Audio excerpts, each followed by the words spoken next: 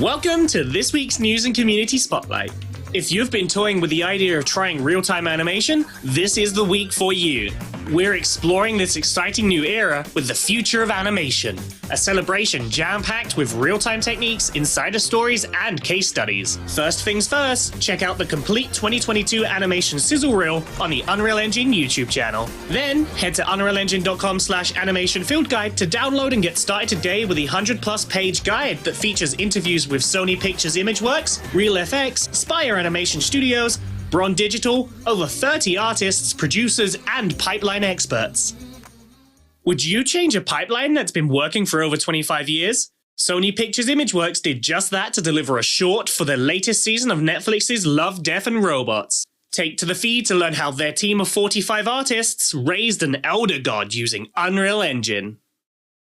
Leaving the dangerous depths, we recently spoke with Untold Studios not only on their fascinating, unique style of animation, but on how they created an entire animated short in the cloud. No high-spec computers necessary. Explore the benefits of real-time development in the cloud and how receiving an Epic Mega Grant helped them propel their cloud-based pipeline for their upcoming film Alanka. For more cloud-based workflow inspiration, we spoke to Epic Mega Grant recipient Praymaker, a global team of award-winning creative artists, technologists, and producers. On the feed, they detail the production of Blue, a tale of a young girl who looks up to the stars and wonders if we will ever get to explore the worlds beyond. Learn how Unreal Engine's real-time capabilities supercharge the creative process and reduce the carbon footprint of production during development of Le Caban's charmingly cute children's show, Mush Mush and the Mushables. With their rendering time down 90%, they were still able to push the visual quality further while preserving the look of the show. Let's say they have much hope for the future. Demons, wizards, developers, barbarians, ready yourselves. Impossible Objects combined hybrid virtual production, live action, and full in-engine visualization to bring this epic battle to life in miniature on the commercial for the new mobile Diablo game. Find out how real-time workflows in Unreal Engine slashed the project timeline by half and how MetaHuman was used, all on the feed. All of these projects are evidence that real-time animation is no longer just a pipe dream. It's getting worked into pipelines right and left. Are you wondering how you can get started? For animators living in Europe, Africa, and the Middle East, the answer is the Summer of Unreal 2022, a 4-week online bootcamp led by Unreal authorized training partner Incast Training. It's free and classes start on Monday, July 25th. Sign up today. Now onto this week's Community Spotlights. Anchor yourselves. Utilizing megascans and foliage from the Rural Australia pack, Noah Bowman has created this rocking scene from a concept by Kapoi. Whether you're on land or sea, we'll think you'll agree this should be shipped. Cruise over to their ArtStation page to let them know what you think of Rock Bottom. Dazzling biomes, beautiful natural environments, and restoring humankind's future. Big Earth by PlayPlay Studios takes place in a post-apocalyptic future where Earth's resources have been consumed. Become the last chance to save Earth as the scientific protagonist, whose mission it is to recover capsules containing seeds and the energy needed to save the future, all while traversing environments and puzzles. Download it now on Steam. In this story-based sci-fi Metroidvania, developed by award-winning composer Dennis Schneidmesser, take on the role of an engineer following clues to an unknown galaxy in search of someone who has long gone missing. Face off against the icy planet's wildlife and the environment on your journey of exploration in light years from home. Wishlist it now on Steam. Thanks for watching, catch you next week.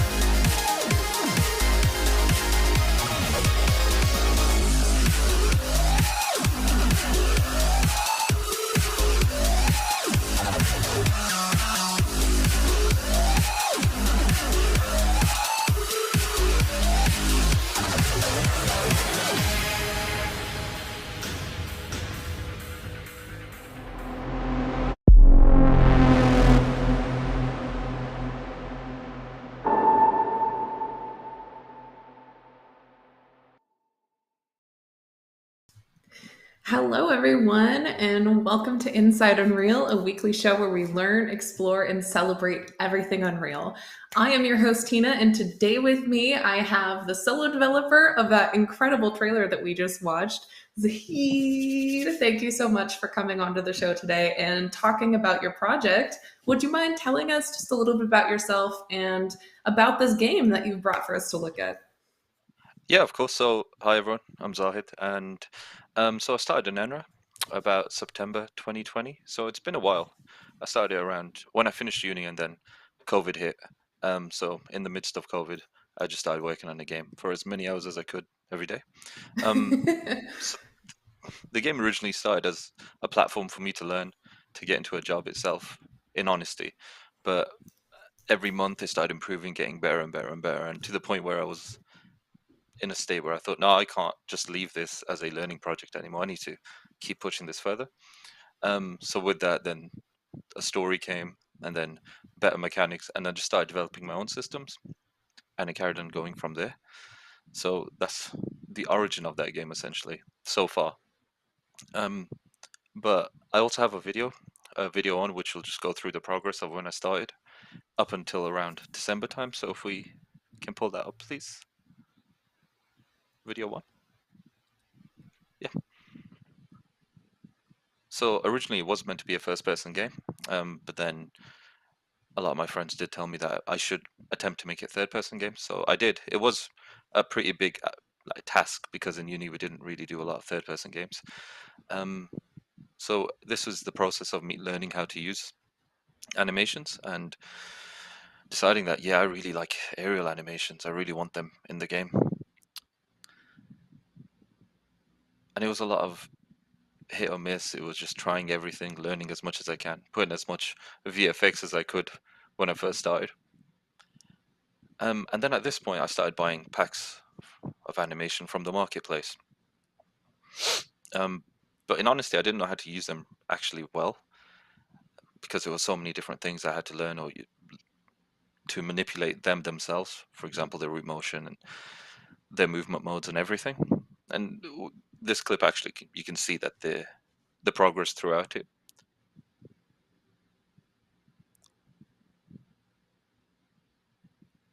Wow. I can see why this turned into a project that you wanted to continue. Yeah, I just because I thought I was adding so much to it every day, and it'd be a shame just to let it go.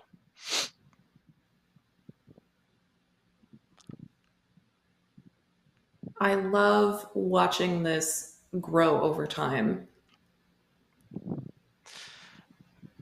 I think at this point it was I learned very early on that the reactions of enemies and their behaviors and AI is probably the most important thing when it comes to these kind of games because it sells everything. Hmm.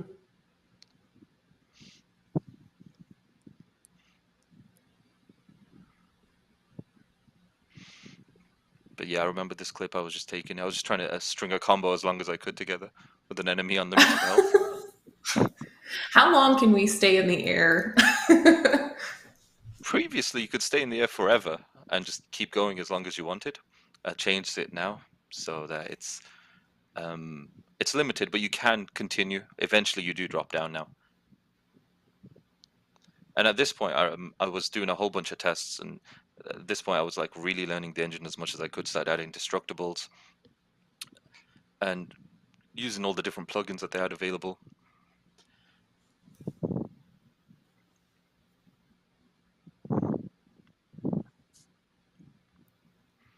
I and also love this thing that I will the. mention. I was just going to say, I love the different characters that have been showcased so far as well.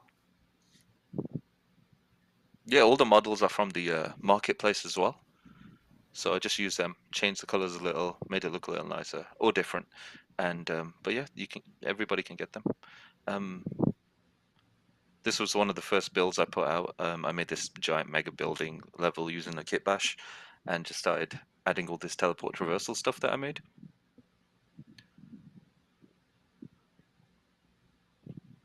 I think everybody who has had a chance to play has been through this level um, and flew around it, so they have. they'll recognize it.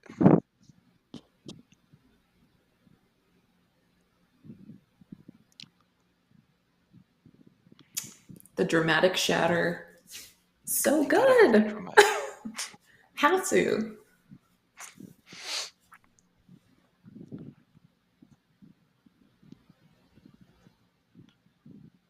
Yeah, and I think that's nearing the end of the video as well. That was just, you can see now I'm like glued at my monitor, like, wow, that was so cool. I'm glad you So like I it. have a couple questions as kind of a follow up to all that. So it started off as just a test to kind of learn the engine and dive into it, kind of get your hands in there. Was there anything in particular that inspired you to start this project particularly? Um, so originally it started because I always wanted to make a game with the similar mechanics to Devil May Cry, Hmm. like a hack and slash game. But I love Devil May Cry. I wanted to make something similar, but like a futuristic one. There is Metal Gear Rising, but the combat system is a little different. Um, Yeah. but I'll get to that in a second. But I really wanted to make a game similar to Devil May Cry. And then I also asked my friends, we sat in a coffee shop and we just spoke about what kind of game they would like to play. And it came to a third person hack and slash game set in future Japan. So I said, all right, let's go. That's how it began. Yeah, Perfect. I mean, that's everything you need. it's true. So, at what point would you say in the development process did you make the decision that you were going to pursue this as more than just a test build? This was going to turn into a full project, a full game. I think it was about 6 months into it. So I started in Mm. September, and around 6 months later, um, when I got the first level, the first iteration of the level, it was just like a white box, um, and I started placing positions where you could like do jumping parkour. There was no teleport traversal at that time. You could just go to different areas and arenas, and I thought this feels pretty good. Um, I should push it further and see how far I can get it. And then I think the next 6 months, I started introducing that next system where you can teleport everywhere, and I thought this feels really good. I'm gonna really push this, and I stuck to it since then. Yeah, and at that point, why throw out all of that hard work I when you agree. can just share it? I agree. Yeah. And now we're just gonna keep pushing it, and hopefully it'll be great. Yeah, I mean, it looks great from what we've seen already, so I have high hopes. Yeah. But I feel like your answer would be biased in this case, so I guess we can leave it to Yeah. chat. Yeah. So I have to ask this, of course, because we're on the Unreal Engine channel, so we must know. What in particular drew you to starting this project in Unreal Engine specifically? It was because we studied in university mainly Unreal. So we didn't Mm. use a lot of other engines. We used GameMaker, and I can't remember the rest, but I remember using GameMaker, and I thought, wow, this is not for me. But the tests and everything we did do, I did my final project in Unreal, and it was like a horror game, which has no correlation to what I'm doing now, but it was a horror game, and I realized that you could do a lot. There's like physics and all sorts, and you can make these games really work really well. And the AI systems and the behavior trees, it was all there already. And I just Mhm. thought, oh, this is amazing. So I stuck with it ever since. Stuck with it from uni and carried on going. Um, but it is really good in that sense. I haven't tried other engines though, except GameMaker. Mm. Well, okay, I feel like I do have to state now that that was a unpaid response, okay? So nobody come for us. I guess I promised a shirt. I don't know if that counts as as Yeah, bribery yeah. or not. So I'm excited for this show. So obviously, with the inspiration that you were taking from some of the other games like Devil May Cry, is there anything in particular that you put into the game that draws direct inspiration from there, kind of like a little Easter egg for players? um, so it's actually the combat system they have currently, in, for example, Devil May Cry 5. where they use this method where you can like push a direction to change your attacks if you're locked on, but if you're not, everything stays the same. You have your normal combos and everything. And I never thought to use that system or make my own version of it. So that inspiration from Devil May Cry is very strong now. In the last week, I've redone the whole combat system in a week, and so it's very inspired by Devil May Cry's combat system now.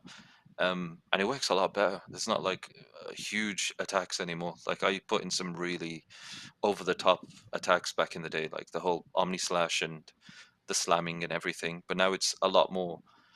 I wouldn't say real because it's not real. I'd say it's more believable. It's more believable, if it can be believable. But there were times where I was like prototyping stuff, like bosses in the early stages, where there was like this giant snake, which I was going to bring up. There's a video 2, where there's a giant snake flying about, and I made this, and I wanted it so that you could have like a boss fight on top of the snake. It was just a test at the time, as well as actually kill the snake itself. So that's something I am going to go back to and have those kind of big bosses, big mechanical bosses, because I've always wanted something like that. Yeah. It just reminds me of the crab in Devil May Cry 1, which chases you through the hallways. But it's a snake, so kind of different. Different animal, not comparable.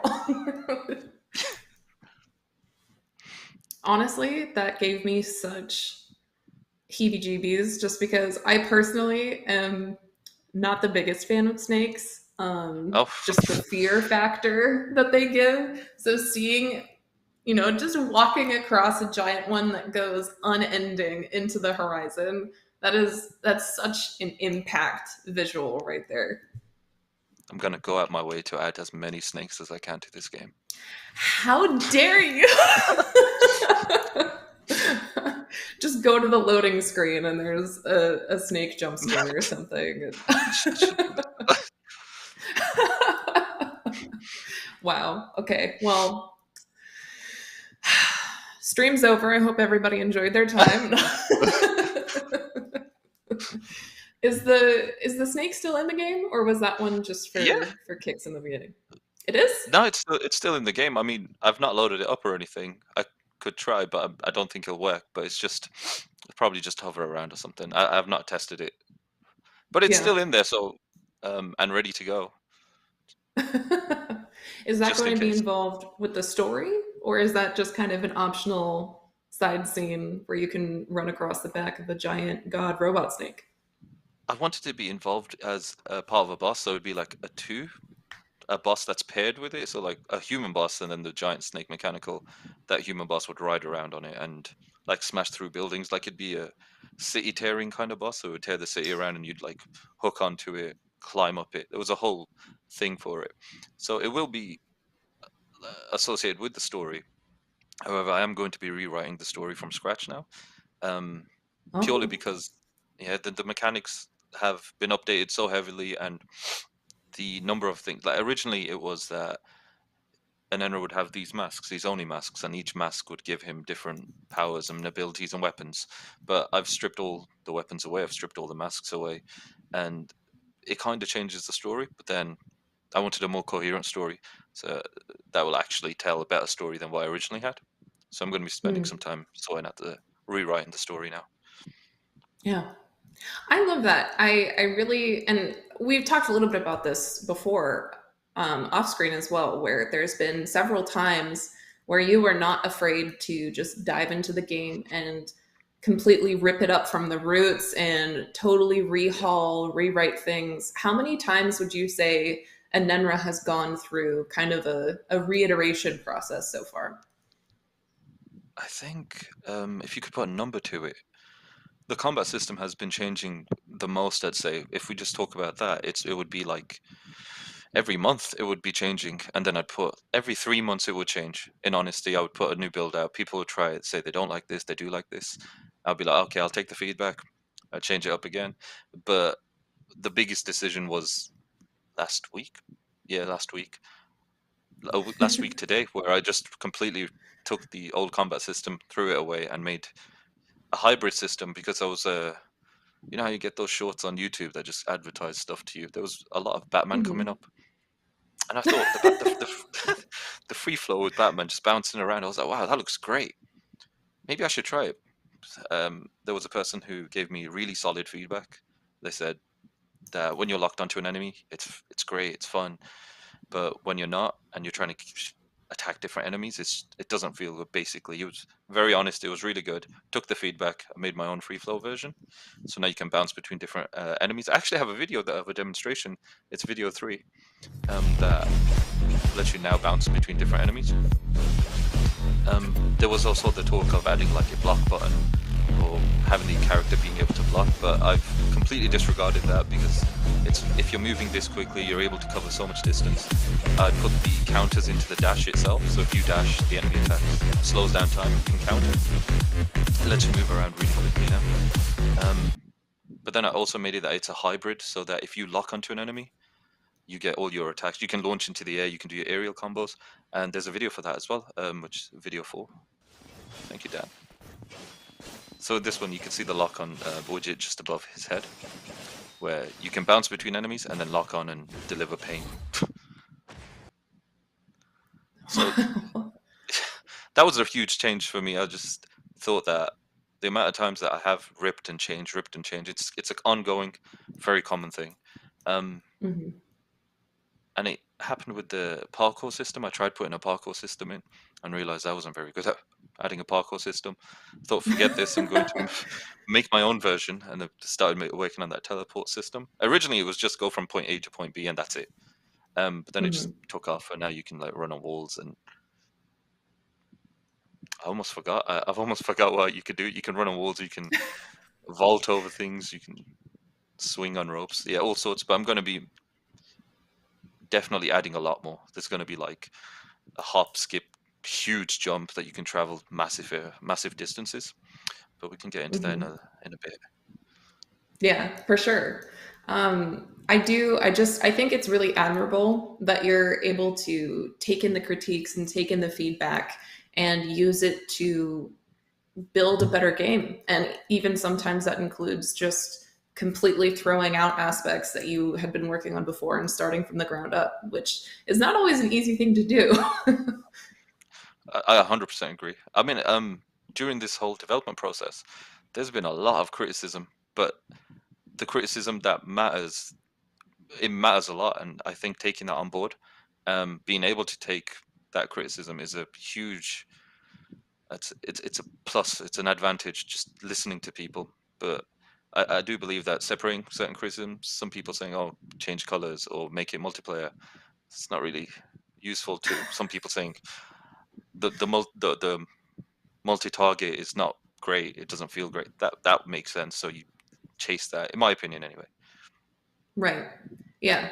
Finding things that benefit the game the way that you want to make it instead of just trying to make a game that fits what everybody else wants the game to be. Yeah, yeah, and it's like you get fans of the game as well, and see how they feel. If the game feels good for them, um, and if they like it, then you're on the right track. Right. Because I'm sure they'd let And you know. yeah. I do believe that making a game, you don't want it to be solely, I'm just going to do this completely locked behind closed doors, not get it out, and not let anybody play it. My housemate, he doesn't play hack and slash games, but I always get him to play it, and he gives really solid advice.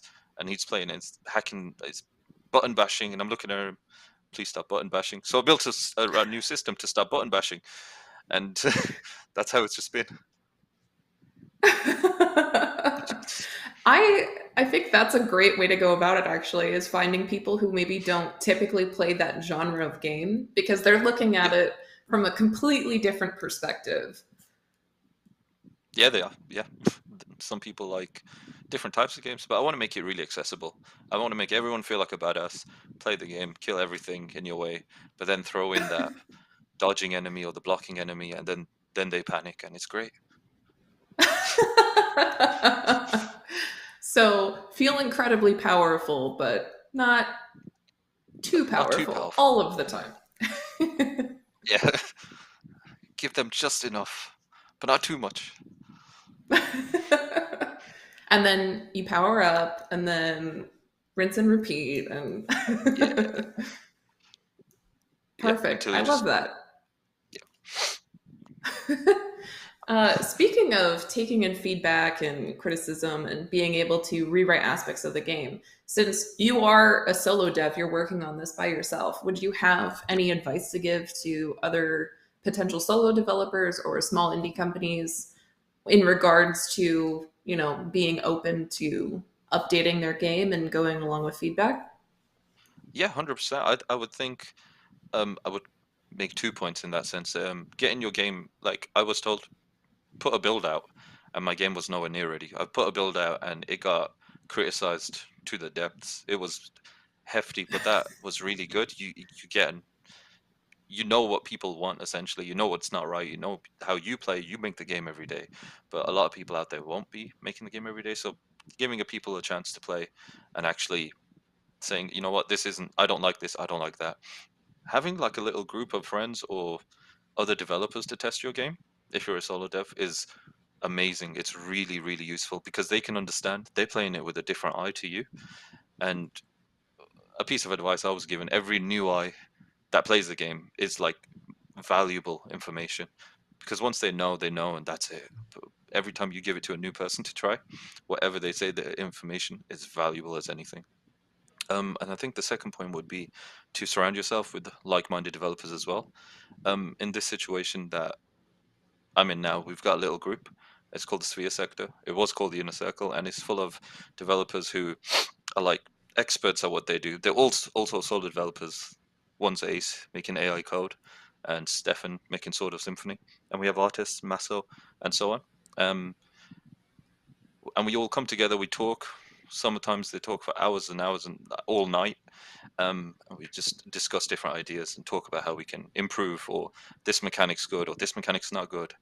I think that's really valuable. Finding yourself some other developer friends, going online, and having that chat. It's really useful. It's very useful. Having yeah, Yeah, absolutely. Like you were saying, being a solo dev doesn't necessarily mean isolating yourself. yeah. Don't do that. Just chat to people, reach out. It's great.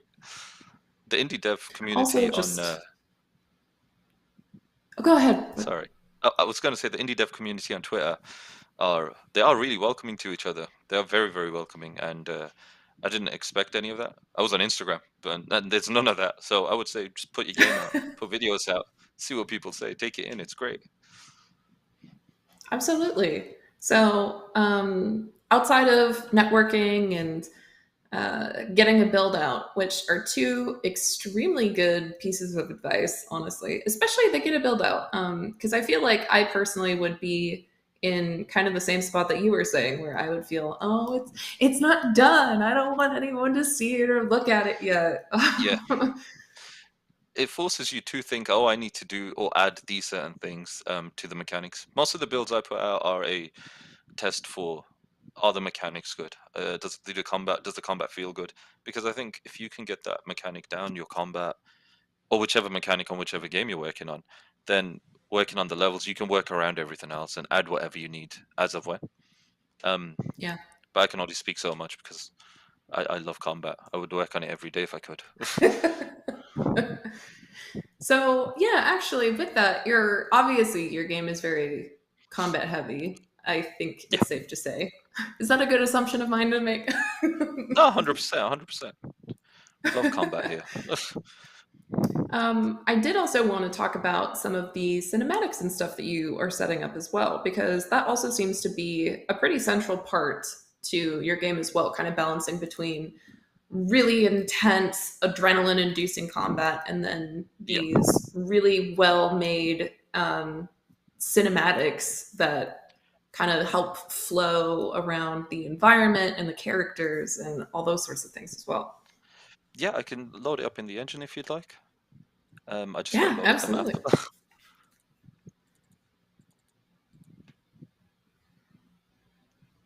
So I'm just loading up the first chapter. I think um, this is currently in the build that if you have given it a try, you've seen that cinematic, and it's one of the first ones I did when I was testing out some stuff. But in here I've got like 3 level sequences which would play depending on how much health the enemy has.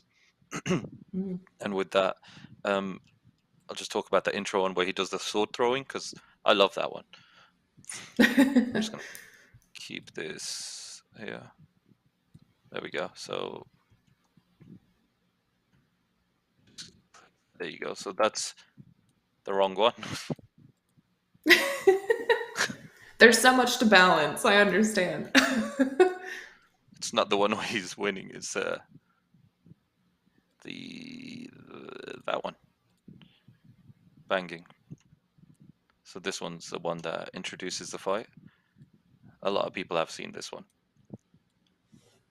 So with this cinematic, I used a lot of animations from the marketplace and have tweaked them, which I'll go into in just a second, which I think is something pretty useful to be able to do, and just change the animation to whatever you like. But I quickly realized that with cinematics, it's very important to get like motion blur and the focal length and all these like little things looking good so that the camera actually looks like, oh, this looks like a cinematic, this looks like a film scene, rather than if all that stuff was off, it wouldn't look as cinematic essentially. So the way I've done it is, because there's a lot of like VFX and blood popping out, if I just get to the part where he throws a sword, because it's about here. At this point, he grabs the sword, and I just wanted to say that at this point, it is the sword being actually attached to his hand, and then the other sword, then the sword follows through with him from then on. Mm. And this, for example, this throw that I genuinely love so much is actually an attack. It's a dual sword attack where he's attacking downwards. So if I break out of the camera, it should have never looked like that, but I changed it so that his arms and hands would work essentially with it. And just a quick one, just to show you how I would change the animations. This is the dual sword spin, which is part of the Frank's animation packs. I think it's a dual sword, but just a quick one, just to show everyone. If you wanted to change something like the hand position here, it's just literally as easy as this. You key, apply, and then I'm just going to rotate whichever way I want. For example, it looks a little weird, but and then just apply. Literally, that's it. You can see his hand move into position, and then you can just correct it by rotating it back or have it keyed earlier. One of the things I was going to mention with not just the cinematics but the combat itself is I use a lot of animations which are from the marketplace, and how making it look different to making it look like your own. So I'm just going to load up one of the practice maps and show you what I did do, if that's okay. Yeah, absolutely. Actually, if you don't mind taking just a moment here, I have some questions for you, but also it Yeah. seems like the stream needs to catch up with us a little bit. Okay. So I figured we'll give it a second to do some work and catch up with us. But so how much would you say is taken in from the marketplace? From my game, I'd say about 80%. Yeah, around 80%. A big chunk. Most of the animations that I use are taken from the marketplace. It's stuff like the characters doing minor movements like sliding or shifting their head or those kind of things, Mm-hmm. which I've done myself. But I feel like with any animation you get from the marketplace, you can just repurpose them to fit whatever you'd like in cinematics, in the actual combat itself as well. Yeah, absolutely. Which I think is an important point to make too, that it's okay to be taking stuff in from the marketplace and adding your own twist to it and making it fit your specific project. Yeah. So with this animation that I was going to go through, this is what it looks like when you get it. For example, you've retargeted it and it's ready for you to use.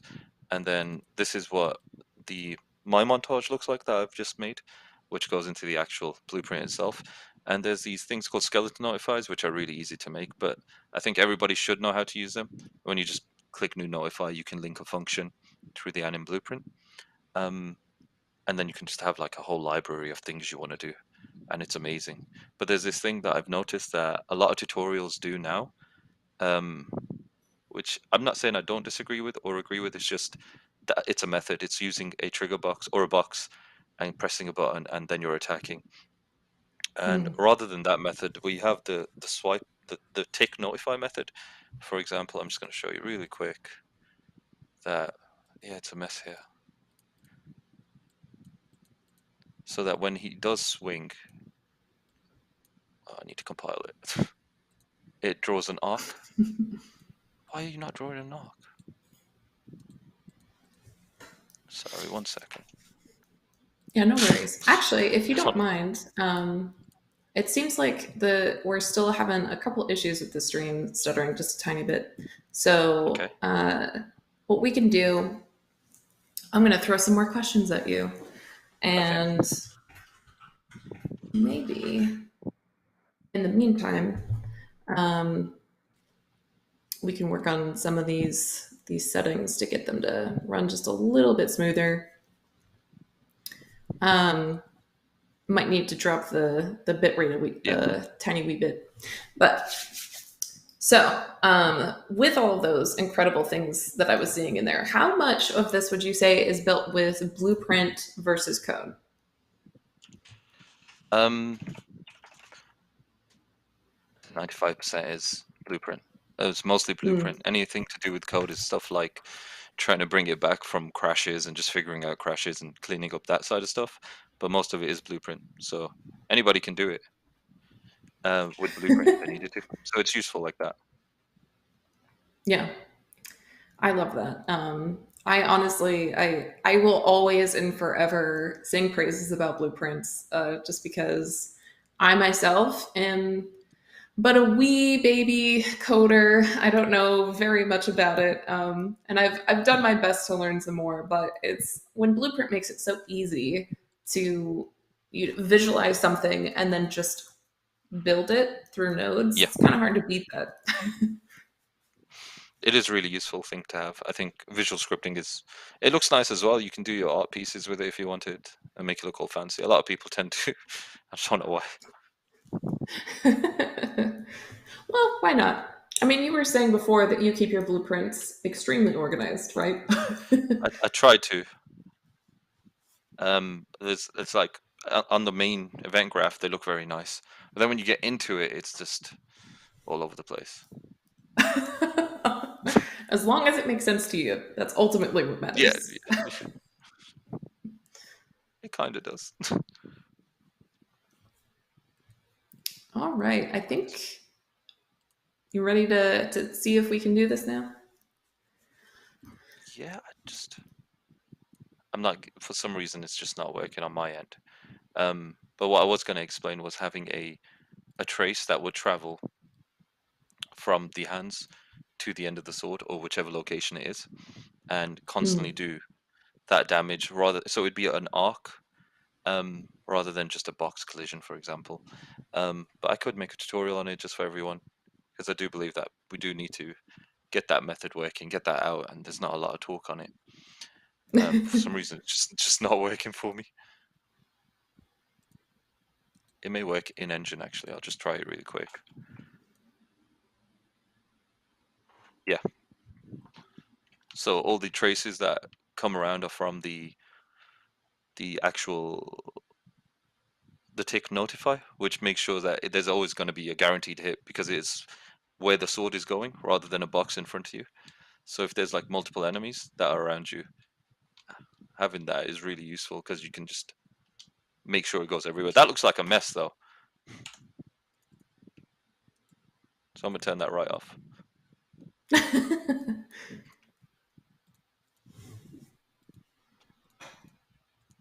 But yeah.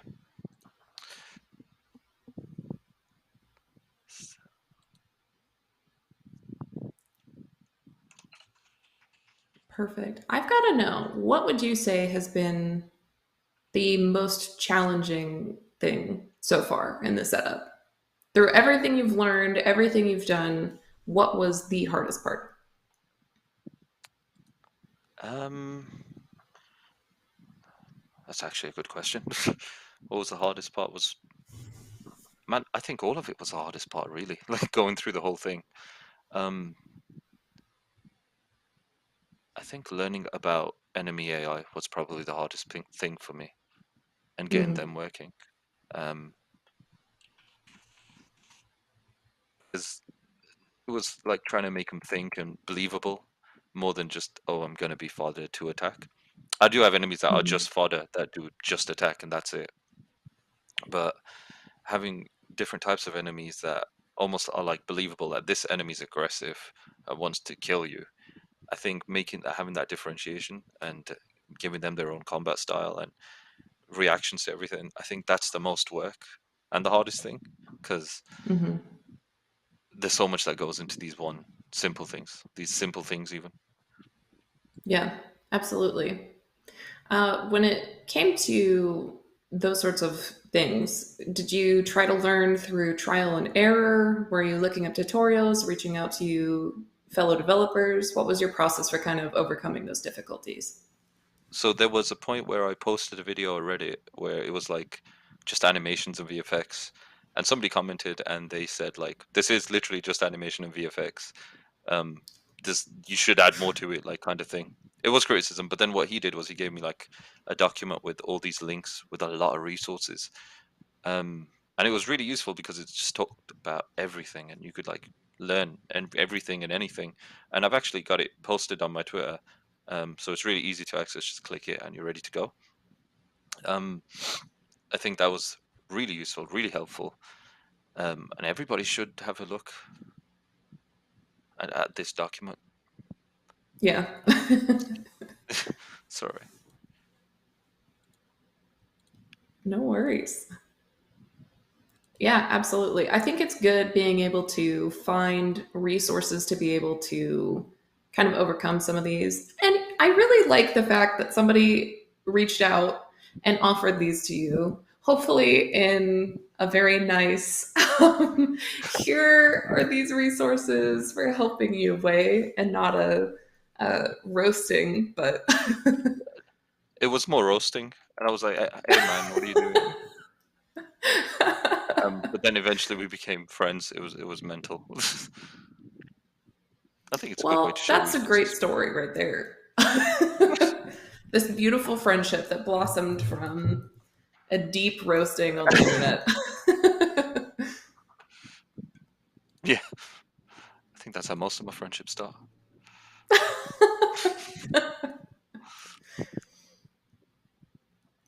A roasting with Gosh. good intentions. Yeah, it was also that topic I want to talk about, which I've been working on a lot, is through the combat system. Is why have certain things or why do certain things? Why have aerial combat? And like the purpose of a lot of things. Why have aerial combat? Why have dash abilities? Why be able to teleport and that kind of stuff? So with that thought process, I tried to design the enemies in response to that. So I have an enemy which Mhm. dodges everything on the ground. So you need aerial combat to pick her up and kill her in the air because she's weak in the air, or an enemy that blocks everything on the ground. And then it just mix and matches. You can get different things going. So it's really useful like that to have the idea of, wait, why am I doing this? Why am I adding this to my game? Um, Yeah. and then have that response. Oh, I've got this enemy that will actually counter that. So then when you put them all together, it's more like a chess game, and it's just fun.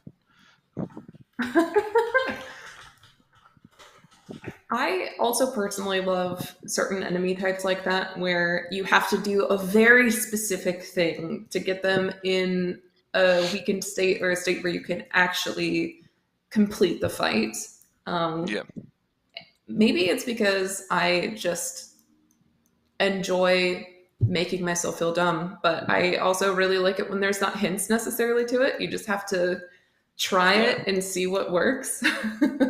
Try to keep it very like hint free when it comes to enemies. Which I can Mhm. give it another try now. Hopefully, it'll work better now. Let's see. Let's give this a try. So, I'm gonna. Is that okay? Yeah, that's okay. So with like the basic enemy, he's very simple. You could just slash away at him all day with no issues. But then with purpose, it's like, well, I've got aerial combat, I could kill these enemies. With this enemy that dashes and dodges everything, it's like no matter what I do, even with the fast Oh. attacks, she'll constantly dodge. So it can get annoying for some, but it's as simple as just launching them and then having your aerial combat deal with her in the air. Mm. I also have enemies who can block everything, and depending on how much you attack them, essentially, they block and counter you as well. So the idea was that we have a lot of these. I've added now a lot of these traveling attacks, so that no matter how far you can just close the distance. If they're on the ground, if you're on the ground, if you launch them, you can slam them down. You can do all sorts now, always closing the gap. So I thought I needed an enemy to not stop that, but make you think how to react to that. So I've got this bad boy, which is throw him in there, throw him into the mix. And it's like if I go and try and do like a lunge attack, he'll just straight up block that and make you rethink your choices. I'll try it again, he blocks it. And then it's like a back and forth. It's more like, oh, this enemy's not playing around. If I add enemies to the mix now, it becomes not chaotic, but you got to actually think because now he's actually countering you. And the way I've done it is that Right. these grunt enemies just ignore or get ignored, and the main stronger enemies or enforcers come running straight through and just attack. They don't consider who's attacking or anything like that. Mm. Okay, I'm gonna stop before I get battered. So I do think that having purpose with your game and like the enemies themselves, being able to translate that is really well. I know that doesn't Mhm. make sense, so I'm going to add a giant snake, but that's just a boss. That's for the fun. I think it's fine to be able to add things that are for the fun every once in a while. So. Yeah, 100%. Because I do want like a I feel wall running like, section. yeah, yeah. 90% of the game is planning things that make sense and flow well with it. And then 10% of it is just thinking randomly, you know what? I think a giant robot snake is awesome. And then making it work. Yeah, I do want like loads of mechanical enemies eventually, like mechs and all sorts. Um, I have no idea how to model mechs, so hopefully Unreal Marketplace will sort me out there. Yeah, it's its own ballpark, that's for sure. Yeah, but I think I will eventually want to work on a purely mech game, but that's way, way, way in the future. That's an Enra 3.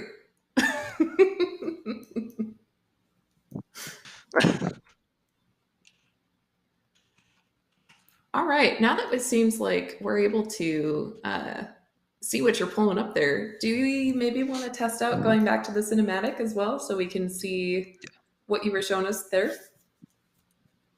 Yeah, sorry about that. Oh, Let me just. nothing to be sorry about. This is the beauty of doing live streams. Yeah, Sometimes technology wants to work and sometimes it doesn't. hopefully it does work this time. So I could do a quick playthrough of the actual in-game, like me playing it, the cinematics kicking in and kicking out. Yeah, So you can just have a absolutely. look at how it works, how it looks like in-game. So I'm gonna have to play through if that's okay. Yes, yeah, please Just do. this, it's just a simple tutorial level where you can just learn how to do your stuff.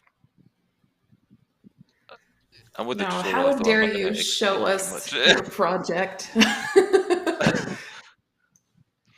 It's like this little section here where it zooms in on the enemy just to introduce them is also like a little cutscene that it enters it seamlessly. It takes you out, takes like your control away. So I think introducing enemies is a thing that I'm going to be doing a lot. So I Hmm. want to do it well. So that was like one of Oh, the first smooth. tests that I did. I'm just gonna kill these lot as stylishly as I can, Effortless. and then just kill these enemies.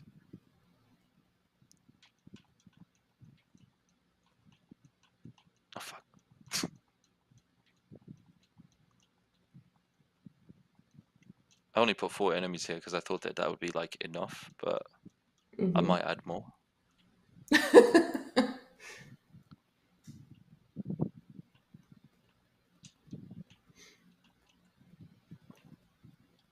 Okay, so in this little section here, the way it would work is that you would enter a trigger box just in that front red line above them, in front of him at the moment, kick in the cinematic, and it would.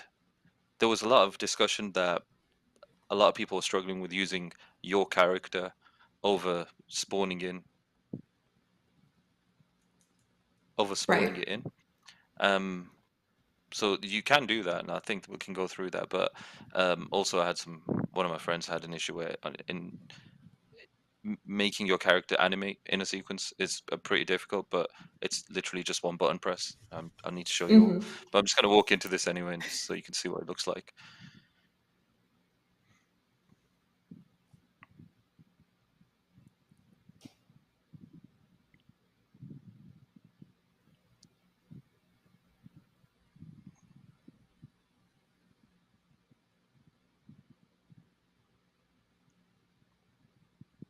I do believe motion blur is amazing, an amazing thing to have.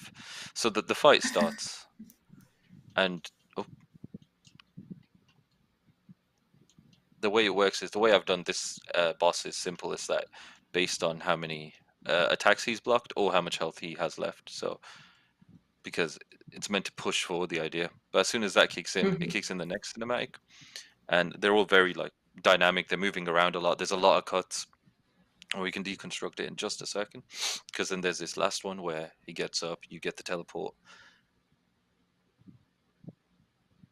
and I have all these VFX and distortions kick in. All right, so yeah, I think that's enough. So let's kick out of it and just go through that stuff again.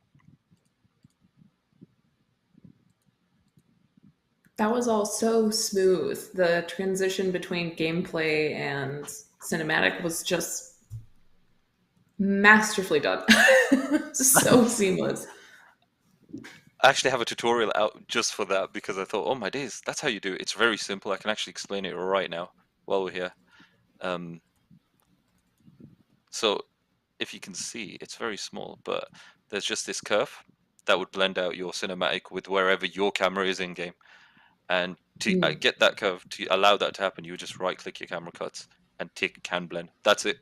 It's literally, and it's that easy. You just choose how long you want to change it, and it's good to go. And I never knew that, and it was crazy. But when I did find out, everything's just super nice from then on. It was great. But there is a tutorial on YouTube talking about that as well. But the way I did What the a great trick. cinematic, it is. Yeah. The way I did the sequences by the cinematic itself is it's a lot of camera tricks, a lot of camera tricks. It's blurring out, for example, here, and then when you get the camera in focus, unblur and pushing the manual focus distance to right to the enemy, so it looks like he's in view. And there's also camera shake as well in the cinematics, and getting the animation to work. So because the animation has got root motion, but it won't work, there is a transform on the character itself, so you need to slide them across and move them rather than thinking, oh, I'm going to animate them, they're going to stay in the spot, they're not going anywhere. So moving them to wherever you like. If I were to just come out the camera, for example, for a second, you'd see him just flick all over the place because he'd stop here, and then it'd be the other characters doing his thing. And then he'd go back to where he was running from, and then do the sword throw. And then when he does a sword throw, he'd be in the air. So there's a lot of moving around the pieces, moving around where your characters are, um, Hmm. and just framing everything correctly. So one thing I learned was that bad guys are always on the left, and good guys run from the right. So I learned that. Huh. You This know, is I've this enemy's never not meant thought to of be that here. before. That's what I got told. So I might be wrong.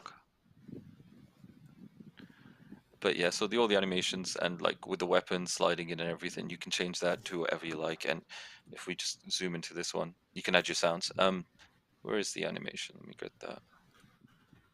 Here it is. So it's not the full animation. This is something that I think is really important. Trimming your animations to fit your needs and having it blend to the point where you need it, in combat, in cinematics. I don't think there's a point of having a full animation ready from the get-go. You could trim it down to when you need it. So when you do have it work in like tandem, essentially, this is all still one animation, then it cuts and then goes into the other animation, the same animation but split, if that makes sense. Absolutely. I feel like The I should be following the taking sword notes. scene. The following the There's sword so thing, I many did good that. little tips here. I'm trying. This one was simple. It was just rotating the sword. It was actually crazy how I did it. I just got the rotation. I keyed it and then rotated it just like this. I just went like not a few hundred times, like 30 times, and then keyed it the next frame. And then I just dragged that frame forward. So it would just start spinning. And then I would just stop it here. You can see the keyframes here. And this way he's doing his little neck thing is one of the animations that I added. And it was from the idol. Let's load that up. So it was just simply, I took his head. I literally rotated it. That's it. And saved it. That's the whole animation. That's all that you need. That's all I added. So it's coming. He does his head thing. It looks like he's dodged it, and then never need to see it again. It's part of the cinematic, and Beautiful. it worked out in the end. And then these two are like two separate animations from two separate packs, but they worked really well together. And I think it was like the Katana Sheath pack, but when they play against each other, they seem to work really well. It's a stab, and he's going over. And then all reactions. It's worth having reactions which I feel like are emphasized, because there are some that I added which are very comical that don't make sense why I would ever have them. This one, he drops back, adding the blood, adding the camera shake. It sells these cinematics really well, and then music as well. Obviously the Yeah. sound's off for this, but there's a whole bunch of sounds and music to add, because in the second cinematic there's a lot of slashing going on from the enemy, so you want to make it heard that your character is actually getting hurt. He's actually getting damaged. Right. But yeah, so that's like when I first started learning sequencer. It was really, really, really bad. It was really bad. It was like sliding the camera back and forth, and but I do believe just experimenting and carrying on using sequencer is really powerful, and I'm still learning it myself. But the more you do it, the more it'll get better and better. So hopefully the next one will be the best one. That's the way I see it. It can only go up, right? Yeah. But yeah, using your own animations, just even if it's the idle animations, you want to turn their head, you want to turn their arm, keyframe it, put it into your cinematics, it'll look great. Nobody could tell otherwise. Yeah, seriously. I mean, I feel speechless, which is quite a task in and of itself. Honestly, that's a very difficult thing to have happen. It looks incredible, and it through so many things. It's mostly small, simple tricks that's able to get the majority of that done, and it ended with such a clean, very smooth, seamless end result, and it's just incredible. I will give Thank you you. your clap that you deserve. Thank you. You've earned it. One of the things which I did make that cinematic where the enemies are running on top of the skyscraper and everything. Let me see if I can load that up actually, because in that one I actually had help. I sat down with the Sphere Sector. We all sat down together, and I was like, lads, how do I make this look better? And that's when we talked about like lighting and how you can actually add lights and add all these effects inside the sequencer, which is not affected by the game. So your cinematic will look completely different from when you actually enter the game, which isn't a bad thing, but you can make it look a lot better than how it would work. So you can put, well, what I'm trying to get is it can look way better than it needs to, but not run at that, so it's not blowing up your PC. I don't know how long this is going to take to load, you know? It's no worries. I understand. I think everybody else who's watching also understands the the task that is opening and closing projects. The struggles. Yeah, that was pretty So this is, fast. So it was actually all right. So this is the level itself. So if I load up, bring up one of the cinematics, it's that one. So this one's like one of my favorites because it like starts with that urgency, Mhm. starts with the heavy blur, and then we have all these enemies running in. So the way I did this one was by having each and every enemy placed, and have them running in. So it was only 4, and I just timed them, or 5. I just timed them to run at different paces, and then have a screen, a camera animation, which would run alongside the side of the screen alongside them, and then just have it go to black, and then a super close in where the background enemy is blurred and the forward enemy is not so blurred, but the edges are all like darkened as well through post process. So I added an extra post process purely for the sequence, and then it gets Mhm. to this point where it introduces him, and I love this because there's always sparks going on, but you can see that there's this strong rim lighting right up against his face, and that was simply because I just added a point light right there. That's it. It was part of the sequence. It was literally spawned in by sequencer, and then leaves once it's over. Um, Mhm. Originally, it was, I don't know what that enemy's doing there. Let's ignore that. That's not part of it. And then it would just go into slow motion. And at this point, you would press a button to start attacking them. I am going to be changing this a lot, but the cinematic itself worked really well. And having like enemies run at different paces. What I did learn that with the animation, having the animation play out but not showing the full body can also sell urgency. For example, in this Mhm. where they're running past, and then I just love this. I just love this one. It just looks great. Yeah, It really turned out so good.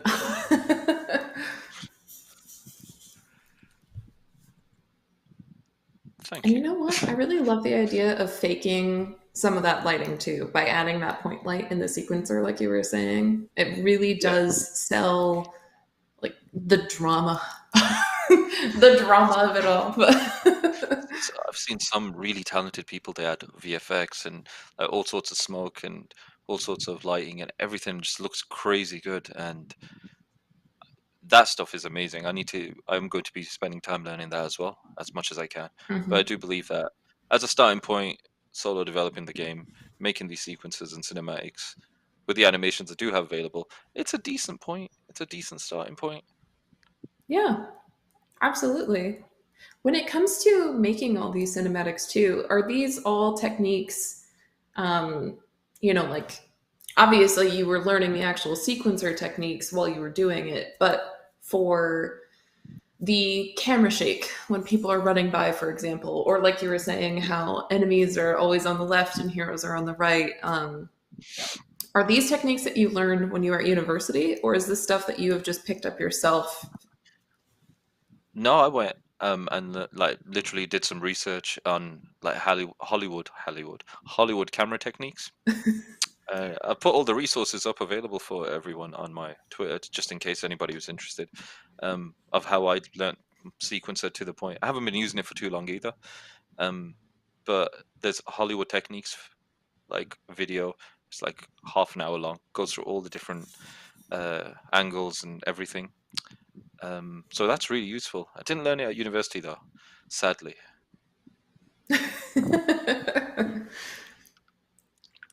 Wow, it's ended up in such an incredible result, and it looks like it could be from a Hollywood movie. So you're doing a great job with that, and it's honestly it's very inspirational that it seems like most of those techniques have been self-taught as well, along with learning how to do all these different things with the engine itself too.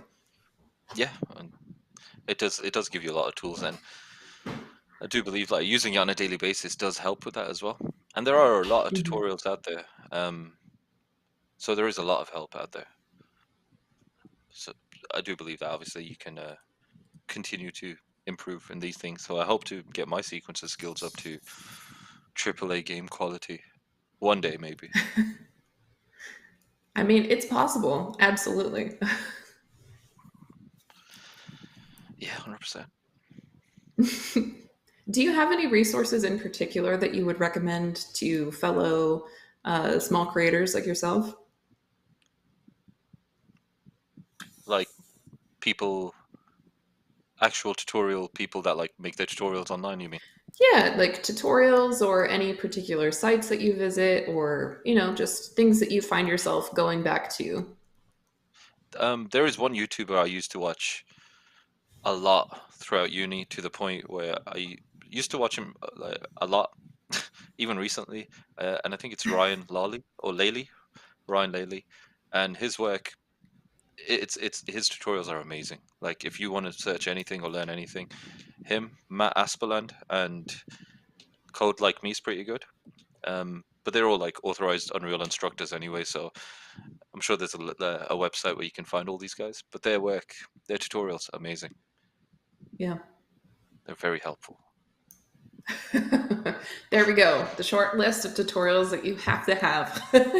Yeah.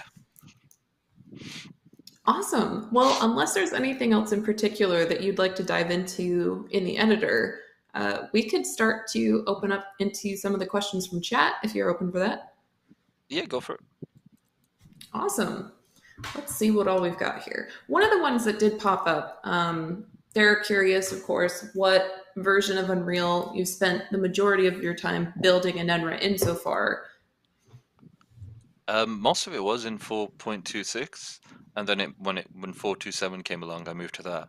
I did move to Unreal 5, and it does work. Everything works fine. There's no issues. I will be moving to Unreal 5 very soon as well.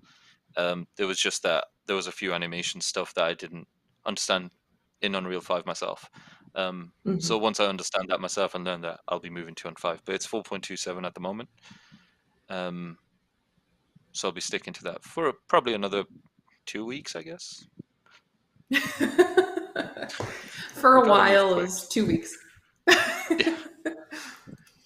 So you think by the time the game officially comes out for their early access or however you plan on releasing it, you'll probably have swapped over to UE5, you think, by then? Yeah, 100%. 100%. Because I do want to start developing completely in Unreal. Because we use Unreal at work every day. So I do want to be using it as well. It's just that one little animation thing. And as soon as I figure that out, it's just the keyframing part in animation and saving it. As soon as I figure that out, or if anybody knows, then I'm in Unreal 5. It's that simple. There's a request here. Somebody wants to see your blueprints. Anyone. They said in particular, pick the one that you're proudest of. So I just closed the engine, but I'll load it back up. Well, I'm really used to doing that. My proudest. No worries. I understand. While we wait for that to come back up, I'll throw another one at you. Okay. That was a good question. How did you do the ghosting effects? So there's actually a tutorial online. It's in a different language, but you can use that. It's using posable meshes. And what it does is it takes your character's posable mesh at the time of what its skeleton is at, and almost saves like a material of it. But there is an online tutorial. I can put it up for everyone after this. I've got the engine up. I'm just going to load it up and see if it's already in. Does the event graph count? Yeah, I don't see why not. I'd say purely because this is like this section here is like the full combat system essentially, which doesn't look like much, but obviously because it's collapsed and there's like different methods of getting into everything. But I've kept it as clean as I could, and then I've color coded where everything else is, like camera, movement, powers, the notifiers and functions. But I also have this part here on the right side called the graveyard. I think most people do though, where they just I've dumped in all the stuff I'm not gonna. Well, I liked, but I may not use, like all the stances. It was like from last year where I made a stand system, but they're all still there, and the snake stuff and the slicing objects, it's all there. I've not got rid of it, but it's just that looks super clean, and I'm happy with that.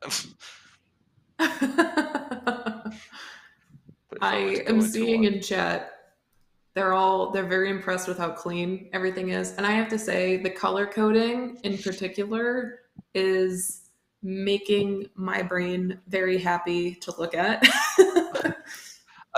if I jump into the teleport one, the one that everybody loves, I think this is my most organized one where it's like it checks. It's a lot, but this is pretty Wow. fairly organized. It's like blocky. It explains everything.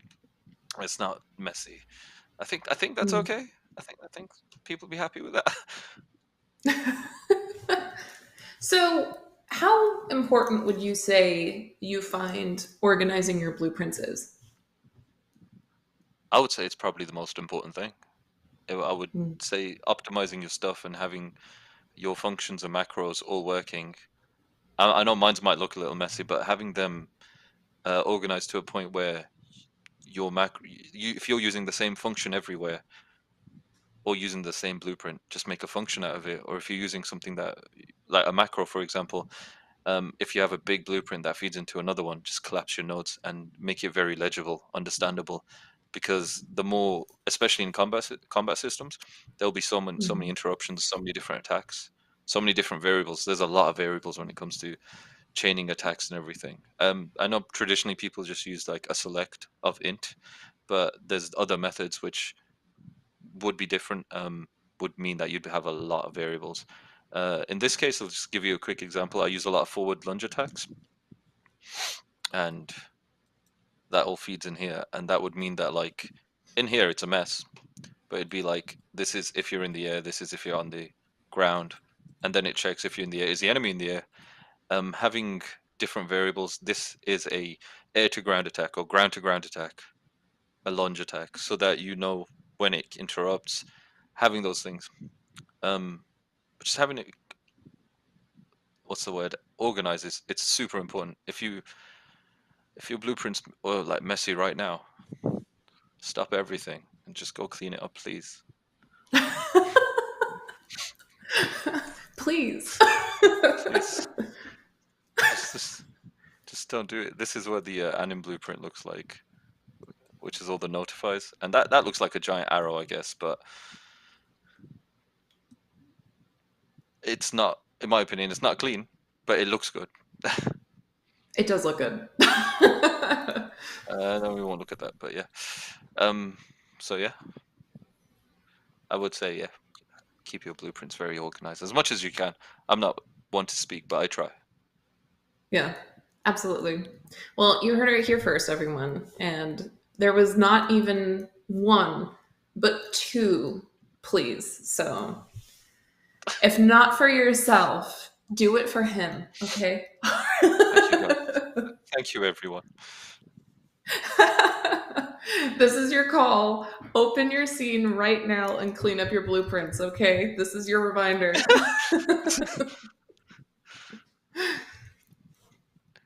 I I would love also that. give out one more tip that would be like I've done it, and I think most people should. When you're making your like mechanics or everything, and you've got like these like a separate map for it, separate all your stuff and just keep them there. Like once you've tested them, keep them there. It's really useful. Mm. I would recommend it. Like for example, I can go straight back into camera testing in environments and just test that out, or the door slams, which we should test right now. See, see if it works. Yeah, so it's like I was just testing this and dashing through and see how it. Like having that, so you're able to go back and make sure if you make any changes, the stuff you have still works. So Mm. it's not broken because a lot of things like one, two changes can change and break everything. So have a map and just keep it on the side. Test everything in it. This is where I do most of my testing. Now you've seen it. You've seen the truth. We've pulled the curtain. This is the That's it. true behind the scenes. It is, and it is. I'd say yeah. It's where I have my most fun as well. It's like this the slide thing. I made a video about it as well. where it's just super fun to do stuff and just test things, push them out to as far as you'd like. He was meant to slam there, but I removed that ability, so it doesn't look good anymore. So that happened live.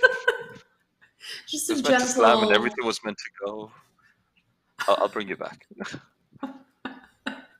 a gentle little dainty slide off, you know. It just slid like, yeah, that wasn't too bad.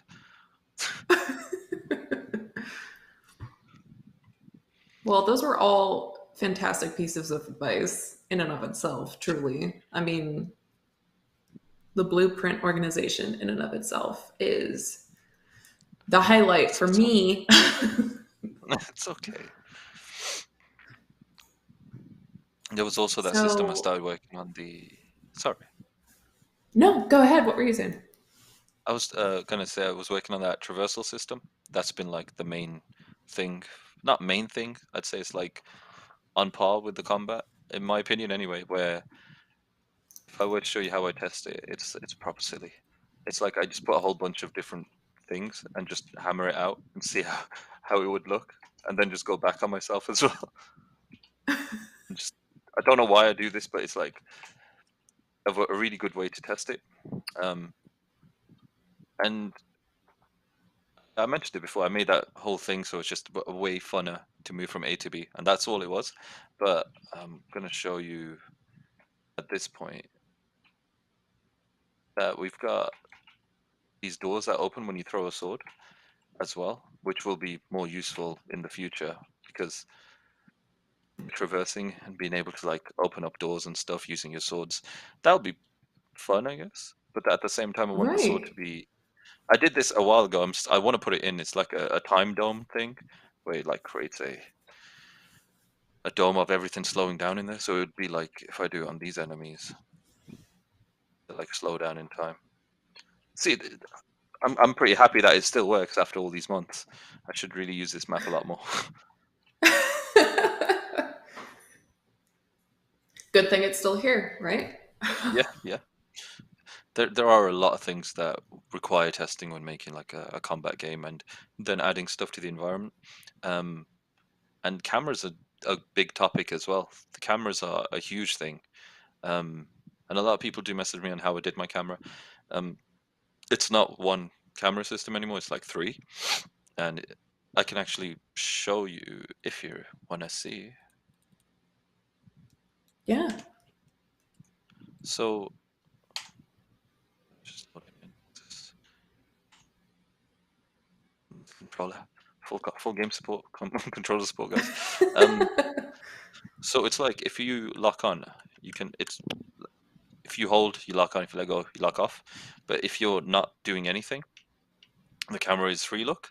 There was a few people that said they hated the fact that the camera is like dynamic; it moves itself. Like, I can't move the camera right now; it's all done for me. So if I'm locked on, everything is done automatically. But a lot of people dislike that as well. So I made it that if you turn it off, you can rotate it to wherever you like. So that's already like 3 different things in the same combat system for that one camera. So trying to cater to everybody so they're happy with whatever they like, because I do want to make it accessible.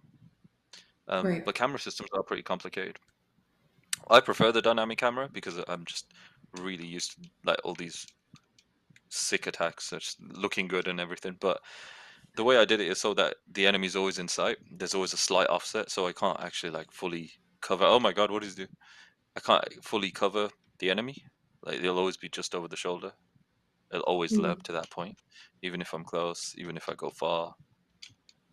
So I wanted it that I got so used to playing like Dark Souls kind of cameras where you're locked behind the enemy.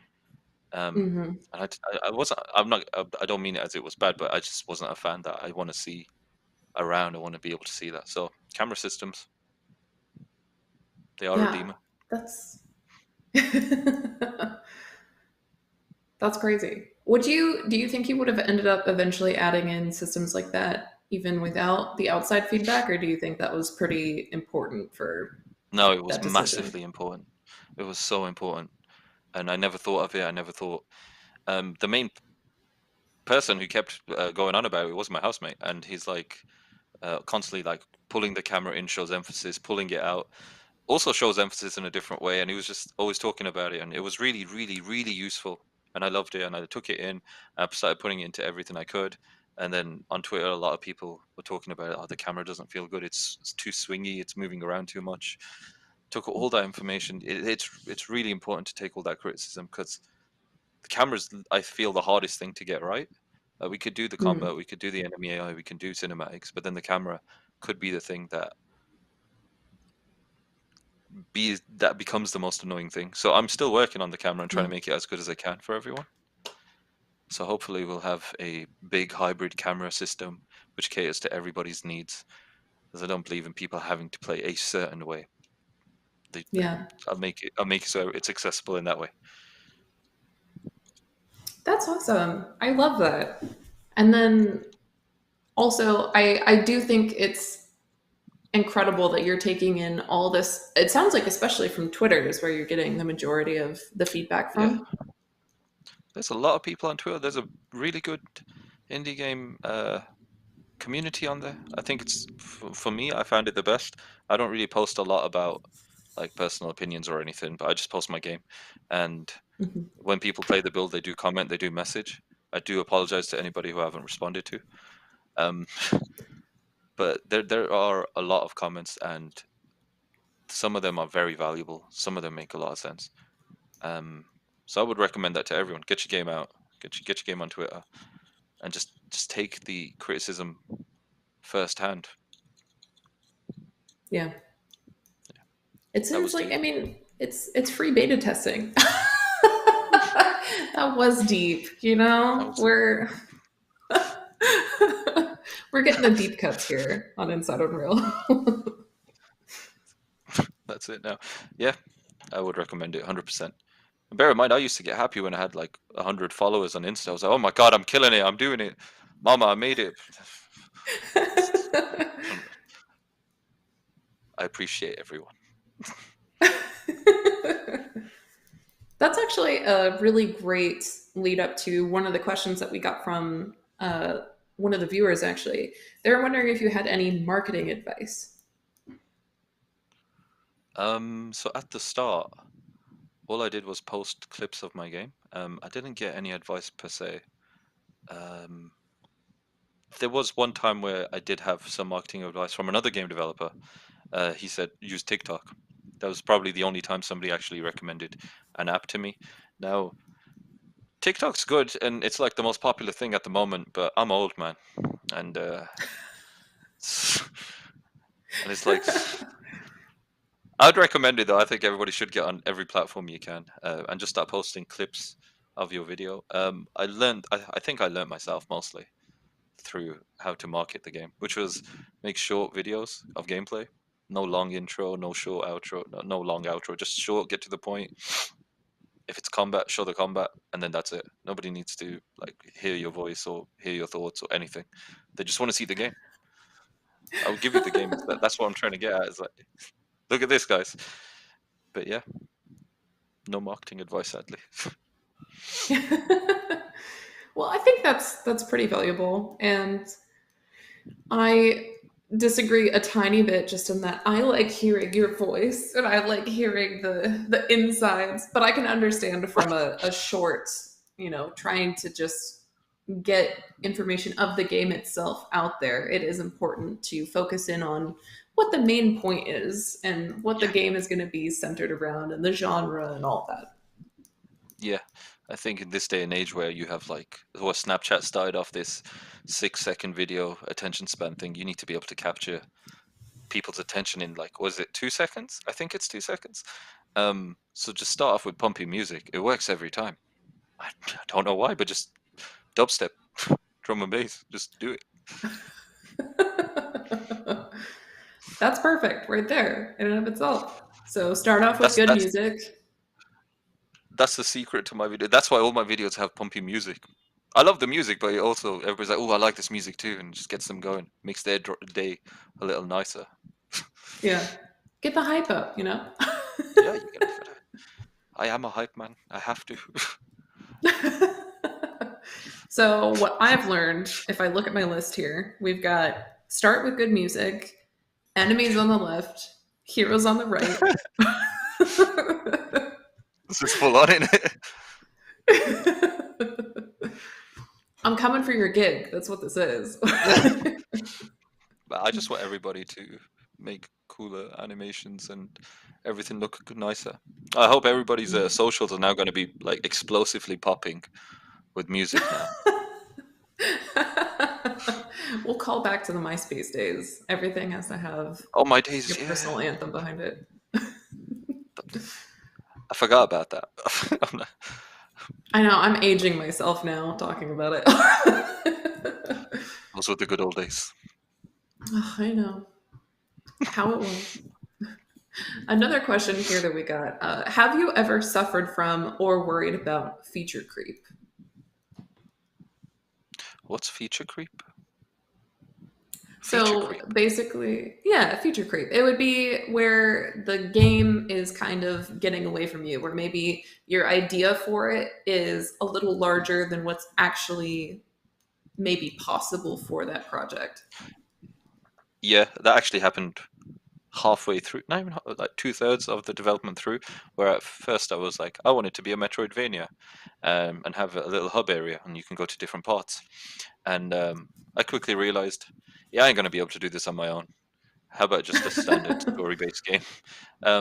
It did happen. I guess it was upsetting, and at the time I was like, it would have been nice to make a Metroidvania. Like I was playing Hades at the time. It kind of makes sense. But I just bit the bullet and said, no, I can't do that. It'd be too much. And so instead, I'm just sticking to a level-by-level story-based game. Mm-hmm. With different modes, with whatever I can do. Right. So how did you kind of ultimately come to that decision for yourself of this, okay, this is cool, but it's not realistic for what I have available? I base it on how quickly I can work and how much work I can do. So a lot of people have noticed that I work at silly rates basically, and I'm always posting every day. I can. But the thing that I can't do well is design worlds and build levels. That takes me months. And it still takes me months because it is a long process. It takes a lot of things into account.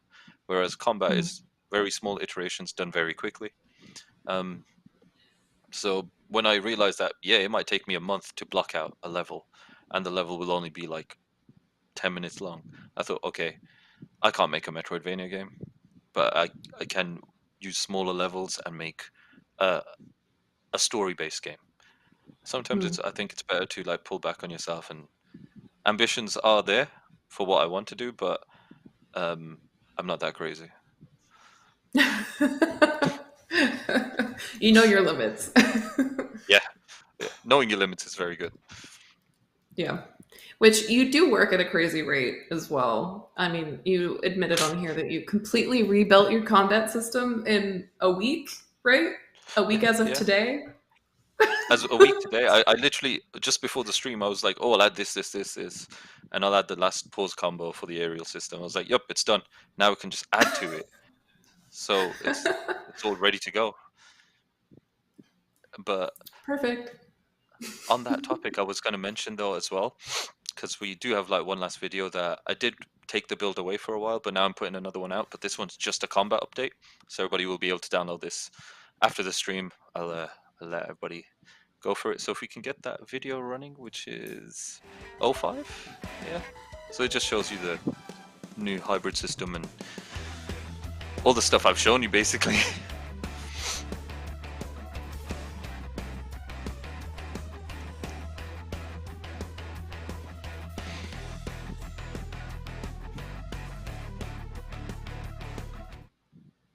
Yeah. Awesome.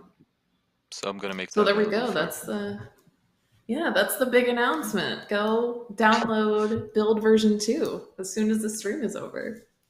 Yeah, I'll put it up, and I hope everybody enjoys it and gets a feel for it. Make sure you pull out your controllers and go ham. Take videos and put it on Twitter and let me know. Yeah, what would be the best way for people to get back to you with any feedback that they might have? So there's a bug report form in the same place you can download the game. So you could just literally type in whatever feedback, bugs, anything in there. Um, as long as it's not like, can we change color? I will get to that. I will change the color of the trails, but it's not a priority just yet. Okay, so don't ask to change color. Don't ask for what was the other one? Multiplayer, right? Multiplayer, yeah. I'm one guy. I've got one PC. I can't do multiplayer. Perfect. There we go. And then follow through and fill out the bug report instead of flaming you on Twitter, right? I mean, I don't even mind being flamed publicly on Twitter. It gives me a chance to like, oh, they don't like this. I need to make this better. I need to work harder. I don't see it as, you know, I don't see it as aggressive as you like, oh man, they're upset about something I've done. I need to fix that. Mm. That's a good way to look at it. Gotta stay optimistic. Gotta stay positive. Yeah, they're here playing your game, so gotta gotta take that into account still, I suppose. Gotta cater to everyone. Gotta keep everyone happy.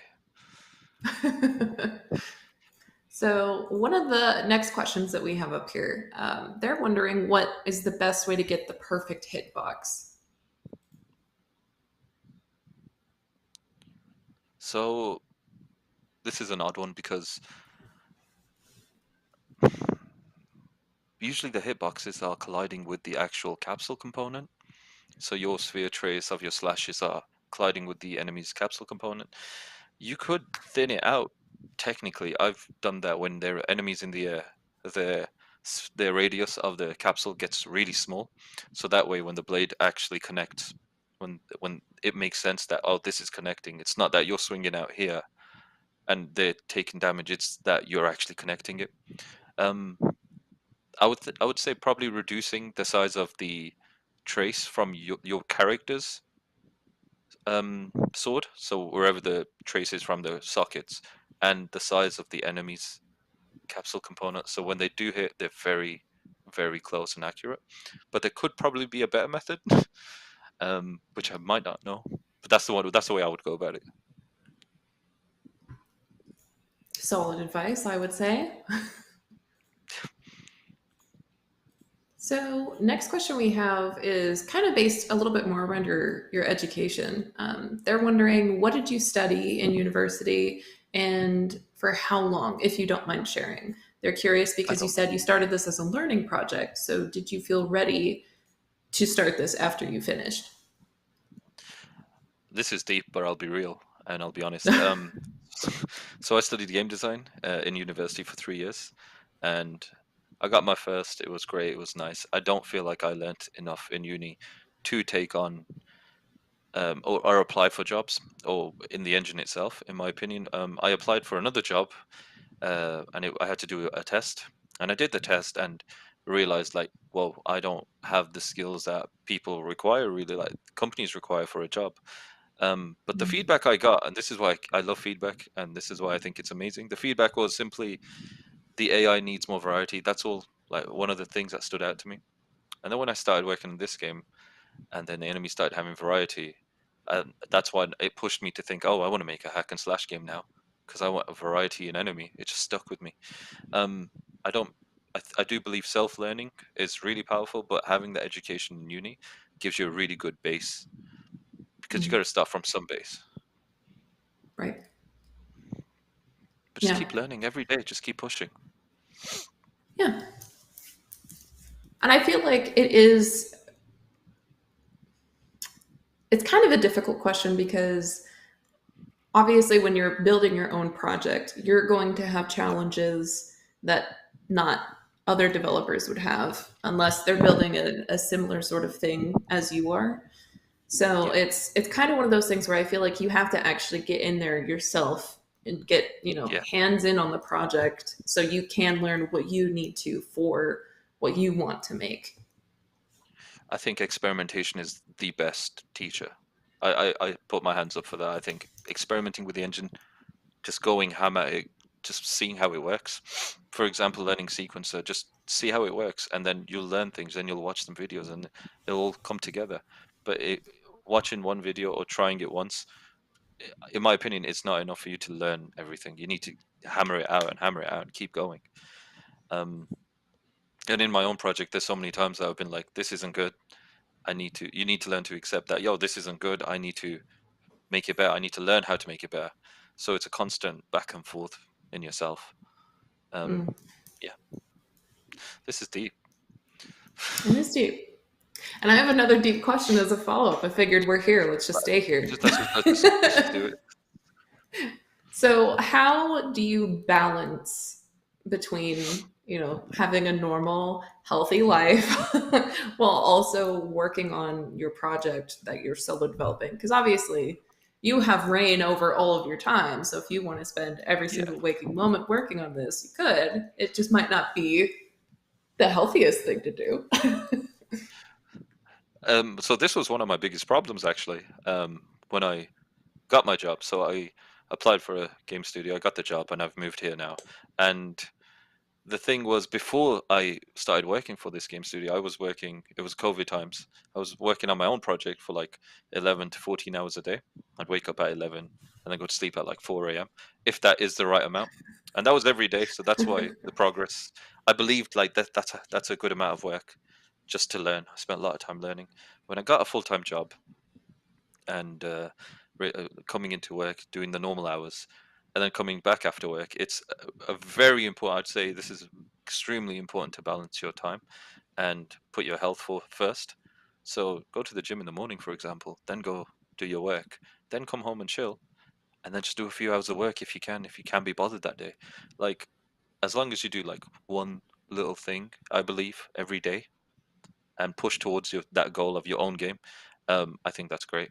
If you go into the engine and change a color of something even as little as that, you're still progressing towards your goal. So I would say never put pressure on yourself to that level, but just keep pushing, and just don't forget, don't leave your work for a few days on its own.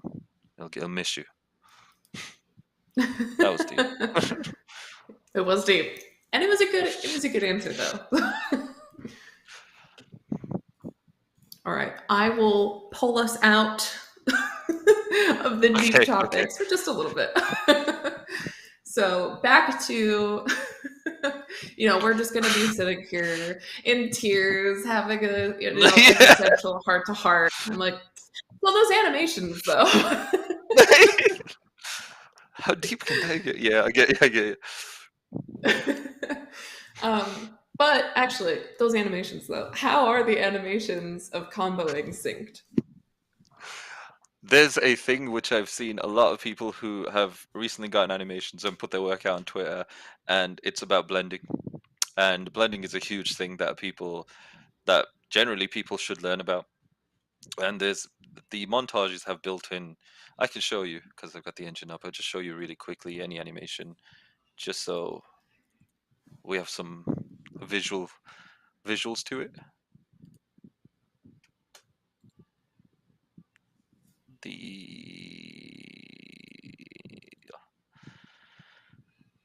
Event graph. Let's pull out this bad boy and that bad boy. Let's say this bad boy. Ignore me. So let's say you've got this animation where he's doing an attack. The fact that if you don't blend your character in from his idle to the attack to the next attack, it will always look like, I can show you, I'm going to do one better, I'm going to show you. So this is the first attack, and I'm going to do no blending. And then on the second attack, no blending. And then I'll talk about a few other things after. So I slow it down. I need my controller for this. You can see that it doesn't blend well. It's like his swing is, for better terms, is half-assed. It's not there. So I'm gonna do the first attack, and then where is it? Sorry, these are blended. It's the other combo. My bad. So that for example, that swing where he's bringing it up, no, that's a normal one. Sorry. Here we go. There, so he did not even extend out for that swing. It just looked like he just came out to attack, essentially. The way you go about it and making it very simple to blend is you can change your blend times here, and I normally use 0.1, but the animations themselves, you can change their start and end time and their play rate as well, which can be done through your montage play thing. Changing the play rate can also help smooth them out. So you'll have consistency between each animation. Blend all your animations in, and then have the one that blend out to your idle, for example. But you don't want it that the blending doesn't get touched, so the attacks get skipped. If you have an animation that's tiny and don't blend it back or forth, it will just be the middle point of the animation or wherever it is, and it just won't look good. It won't do the full curve of the animation. I'm just going to take this back to 0.1 and the first one to 0.1, and it should be able to be a visual difference now on that slice. Overnight, oh yeah. I'm sorry, I don't know why I spawned him, but yeah. So I would say blending is really simple. Go to your montages. You can do it here, and then changing the play start and play rate of your animation itself. When you want your character to attack again from the next point, always consider like which angle he's at, which point he's at. So this is the point I'm allowing the player to attack into the next animation, because I've got an enable attack, for example. So he attacks, the swing is attacking or tracing, and then it's enabled here. If then the player presses it again, it will blend to the next attack, which will start from here. So from that point where he's holding it, it will blend 0.1 to the next position, and then play the animation through. If you have no blending, it'll snap and never have no blending. That's a rule. There's always meant to be even 0.05. Just make sure there's always blending. But with that, you'll be able to blend anything with everything. But a general rule, which I feel like a lot of people don't really look at, is attacks go from left to right, from right to left. Like when you're putting your animation combos and attacks together, try not to, unless it's deliberate, do left, left, left, right, for example. It's always left to right, or right to left. Unless you swing swords weirdly.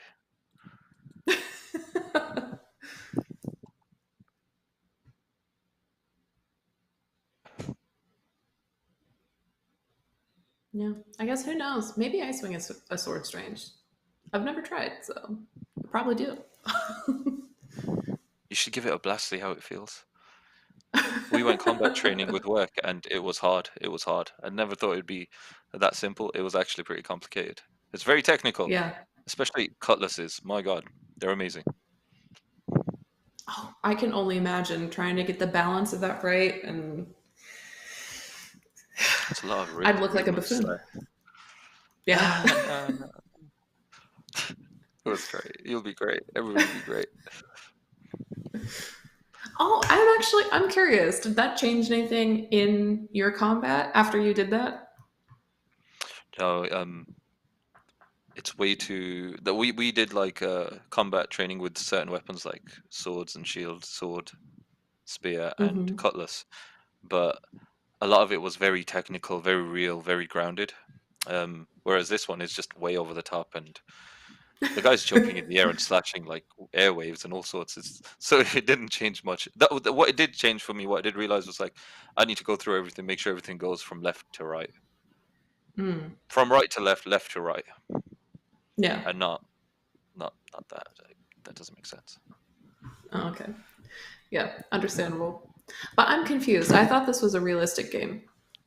It's so real, especially when they're like stabbing people to death and then them gallons of blood coming out. That's my favorite part. We're donating blood. I mean, you can't just jump up in the air and stay there for an extended period of time. I thought this was common practice. I don't have a comeback for that. That's true.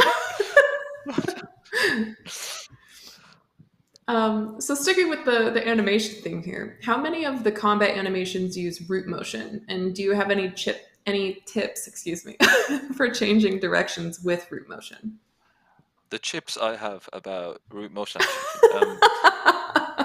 I was just talking about it, that understanding. Obviously, root motion means that you're taking the animation is moving your character. No root motion means that your character is free to move wherever they like. That's not a bad thing, because if you can move and drive your character through blueprint and like lerping them or v interping them, which is basically like driving them through code, which is fine through script. I would recommend using all three methods, which is no root, and changing movement. What is it? You can change your movement mode to like walking and flying. So if you have animations which are not working for you and you for the life of you can't figure it out, try changing the movement mode through a skeleton notify, for example, when the character is meant to be jumping, and then the magic will happen. They'll float, and then just change the movement mode back, and they'll be on the ground. There is one thing that I think everybody should learn, that it's built into the engine on third-person blueprint. So when you land, there's always an event on landed, and it interrupts because of the anim blueprint. It interrupts whatever animation if you've not made something to stop that. So always use, like, I call mine like uninterruptible anim, for example. And when you use the root motion in the air, I would say I don't use a lot of root motion because the characters, I want them to stay in one place. But when they move forward, I have it like a forward, not an impulse. It's an interp. It's a vector interp forward, and I use that as a skeleton notify. I would say pairing that with your event tick notifies, so you can push on hit with the enemy. It might get a little complicated now, but if you have your notify, you hit the enemy, send your enemy up into the air, because now you've confirmed a hit. If you haven't, you'll fall. So that makes sense. But at the same time, you can now push them back, send a reaction to them, and push yourself forward. So that way, if you're swinging into the air, none of the logic is happening unless you make contact with an enemy. I think that made sense. Yeah, I was able to follow.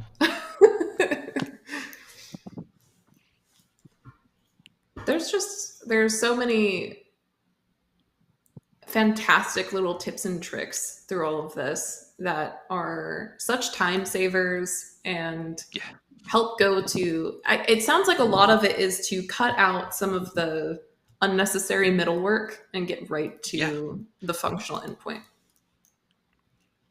Yeah, if you could like drag a notify onto all your montages, that this notify is, if when it lands, will make the enemy have a left or right reaction, for example, and push them this far back and give them this reaction. For example, all of the attacks in Enenra have a specific reaction the enemy is going to play.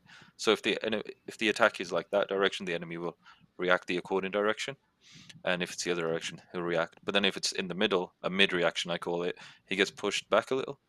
And then you have your screw reaction, not squirrel, screw reaction. That sounds so weird. Where they screw and fly through. And that's like a combo ender. But you can add these reactions to everything and anything, and they're not even going to be in your character's blueprints. And that's the best thing, because it's just optimizing it, meaning you can use them anywhere and everywhere. That's great.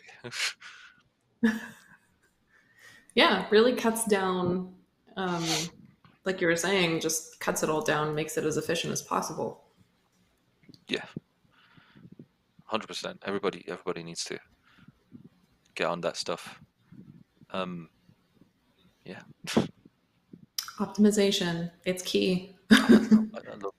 My mentor's always on my case about that kind of stuff, and he's like the perfect game developer. So I'm trying to learn everything I can. He genuinely is. Yeah, it's difficult, but it's worth it ultimately in the end. And it's not fun either to optimize, but necessary all the same. I think it's pretty fun. I mean, it means you're doing the same thing.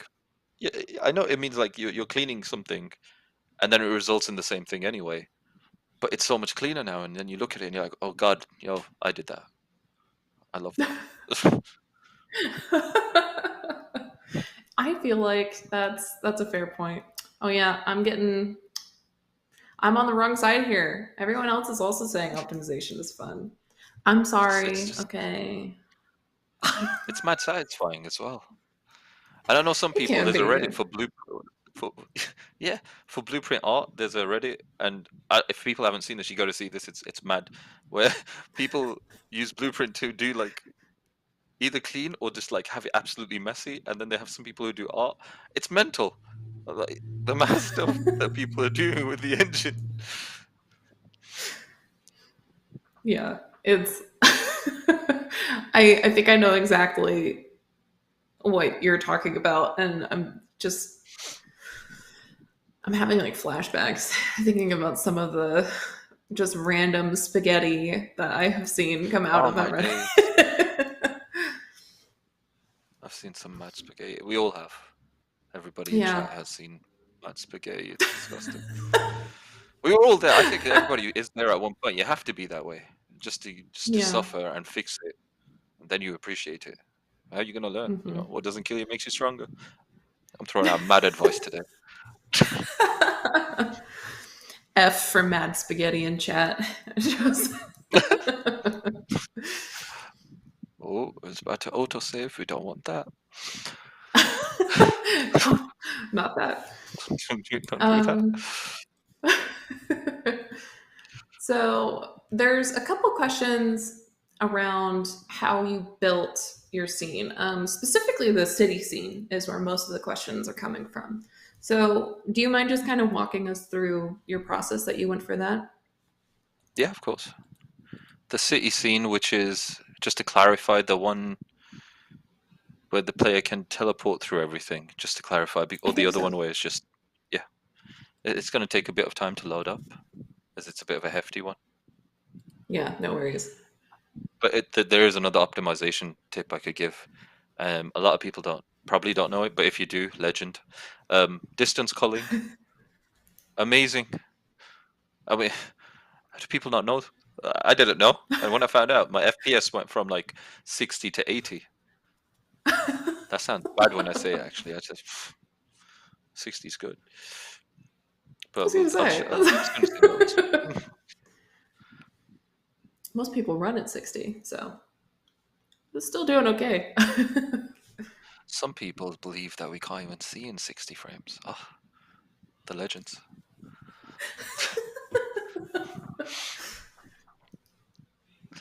Okay, I've got it up. The level.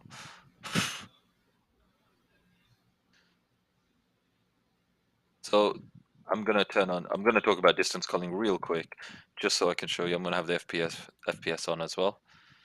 So it's at 36. Why is it so small? It's tiny, but it's at 36. If you can't see, dropping to like 12. If I do the game mode, it drops up to around 40, 50, and that's because it gets rid of what's furthest from you. And I just genuinely believe that this is amazing. So when you get close enough to it, depending on your culling distances, it loads it up for you. So the way I built this level was I actually got help from a friend. His name's Aaron. He works with me. I love him, and he did the block out for it. That's where one of the videos came from. Well, after a year, he did like a really good block out of the whole level to a certain point, like half of it, and then it came to the mega building, and I started making that. He came up with the mega building idea, and then I just populated it. The way it was built was using this thing called procedural building generator originally, which lets you make a spline from buildings and then it populates that building. It's very heavy and intensive to use. So I would say it was free on the marketplace, actually. Um, it took me a few months to get my head around it. But then I was able to like make each thing work not as a procedural thing and separate everything into separate buildings, which there's way too many static meshes. So I'm just gonna talk about this. Yeah, hopefully this will work. Not be too laggy.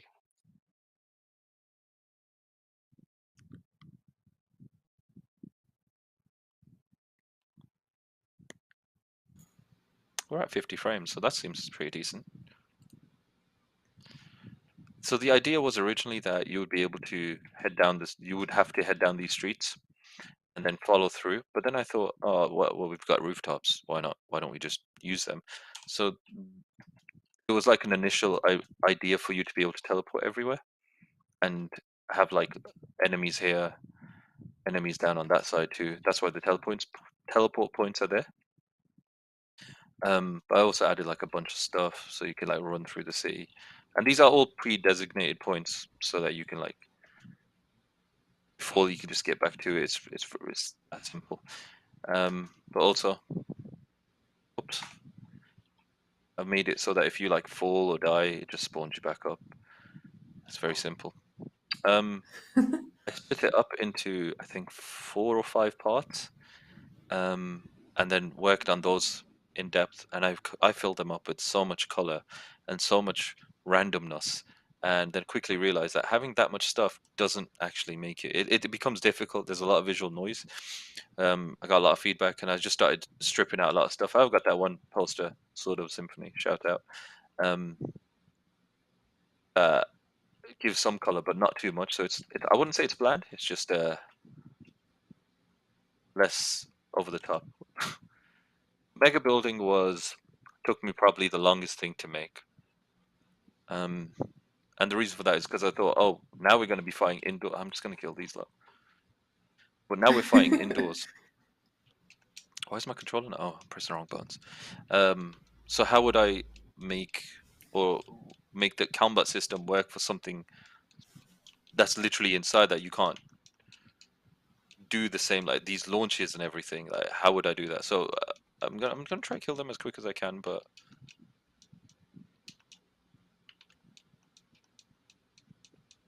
all right, this is taking too long. I'm gonna move on.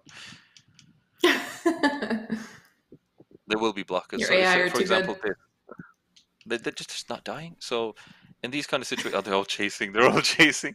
If I launch an enemy now, it stops just before the ceiling, so it actually calculates it for you now. So it's not like being too silly. You can throw the enemy off still. But I think I'm going to be adding full damage soon. Oh no, this character's crazy. Okay, there's a big parade of them. No. I'm gonna keep trying to just dash out to the top. But the idea was originally that it would be like I took inspiration from the film Dread and The Raid.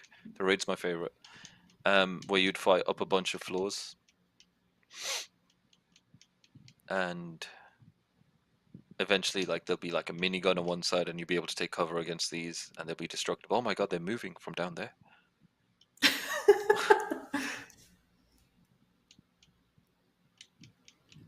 And it was like situations like this is really small, so having the camera bounce to different sides would be something that was really important. So if I lock on, the camera's on the right side, but if I swap sides, for example, I don't know how to swap sides actually.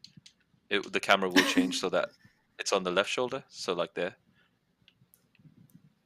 Mm-hmm. Oh my god, what is this? They want it. We are officially in hard mode. I'm just trying to leg it. I didn't expect this to happen actually.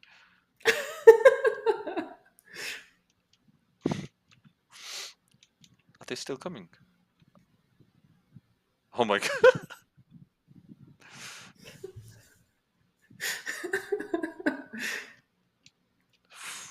This is That's the good best path part right finding. here. Yeah. I'm just gonna kill this one because she's on her own, so might as well. Yeah, I get them. The idea was that you fight your way to the top. I'm going to change the mega building a lot, but I really wanted a section where it makes you feel like the city's like very nitty gritty, and that it's going to force you to fight your way. Your powers can't save you. Clearly, I was legging it half the time. But the next section was like it was just a dash section where you'd move really quickly through it. So it'd be like boom, boom, and then it would take you like to the next part. But oh no, man, I'm not ready for this. Oh, we got some errors. Anyway, but yeah, so off. A lot of the backgrounds that you might see as well are just buildings. There was Didn't do anything fancy for it. It was just a bunch of buildings I put in the background. But yeah, it's pretty primitive in that sense, and does the job. I think the new level that I made was a lot more. I took what I learned from here and improved on it, so it's a lot more parkour, a lot more. The areas are less like, what's the word? Packed, so it feels a lot better. Let's see. I forget which one it was. I'll load it up, but it may take a while.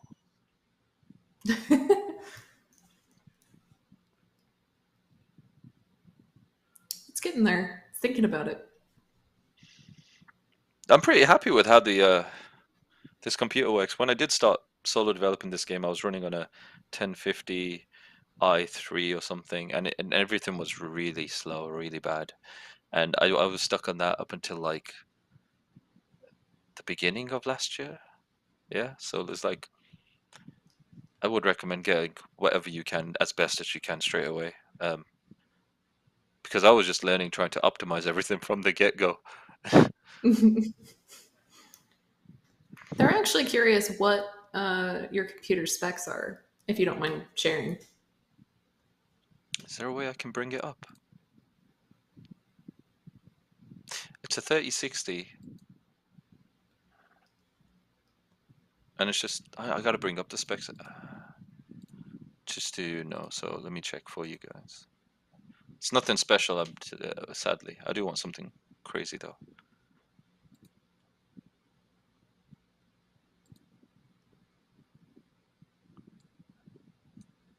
i9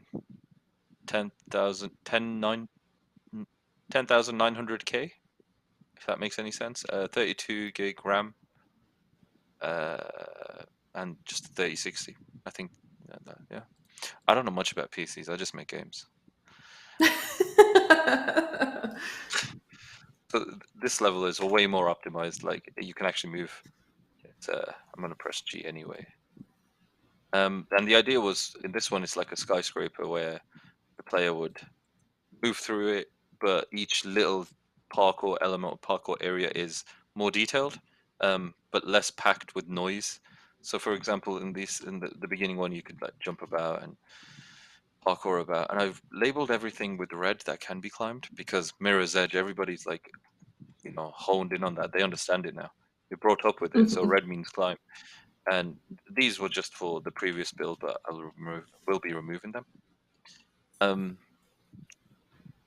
the idea was that, yeah, these separate little buildings. So each building has its own like arena, and once you beat the arena, you can like move on to the next area, which may have may not have another area. This was like different collectibles I put in there, and I've not seen how the combat works or looks in this area for a while now. New combat anyway. Perfect test. Oh my god, it works great. Yay! They can't even touch me. Everybody can try this soon.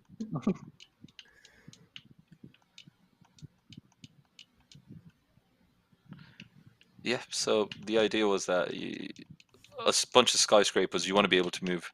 Oh crap, I almost fell. You want to be able to move to different towers and have fun. Just why not? Oh, he's hidden. He's hidden.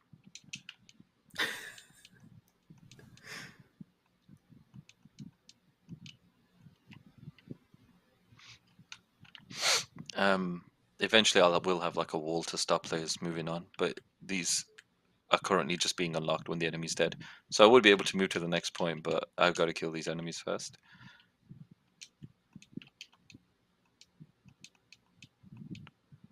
So it's, in my opinion, I took what I learned from that previous level and all the shortcomings. The fact that I was using too many static meshes, it wasn't optimized. I've tried really hard to optimize this as much as I could. So there are occasional drops, but that's purely because of like enemies loading in or VFX.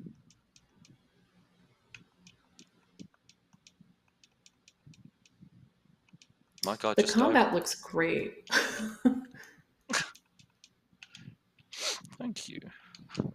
trying to make it so that it's like very fun to play. And I think only just this week I finally hit that point where I felt like, oh my god, I'm actually enjoying this.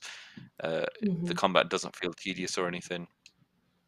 But one of the things I realized, like I had a meeting with a bunch of friends and they said, oh, you can't really explore in your game, but the system would make sense to have it explorable.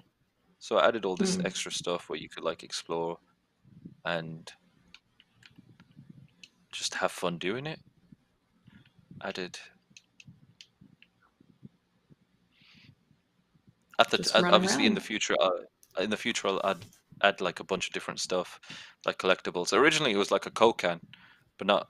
I don't know why, but I just put that as a placeholder. But now that I think about it, I really like the idea of just having giant cans of Coke or Coca-Cola. That's what I meant before. That's what I meant before. But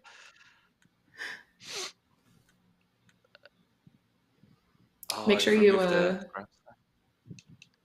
nail that sponsorship first.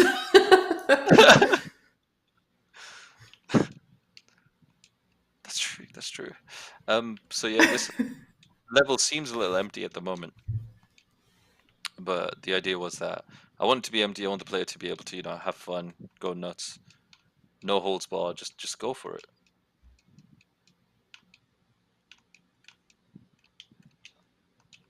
Yeah, I'm just gonna jump out of that now. So this is like the level, and having all these background buildings, which like are very small in like textures. The textures are like, I don't know, they're like 128 by 128. They're tiny, so that their footprint is just minuscule.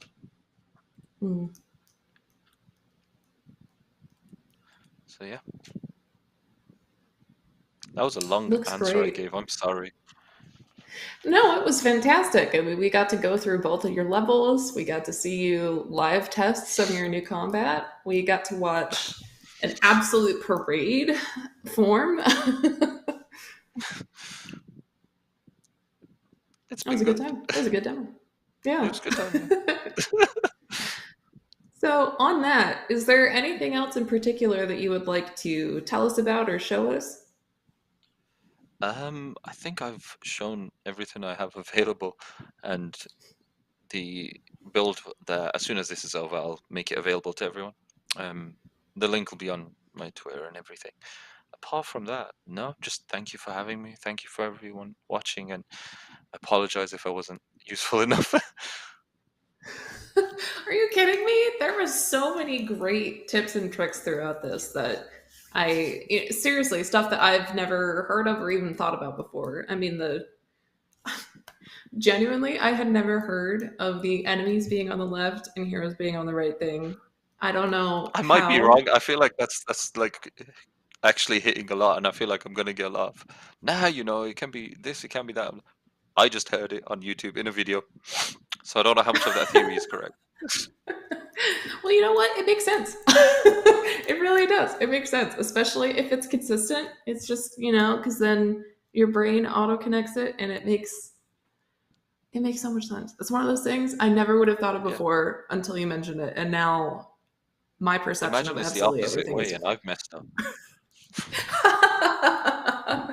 And now everyone's going to do it, and I'll be like, "Oh, that looks great." No, we messed up, guys.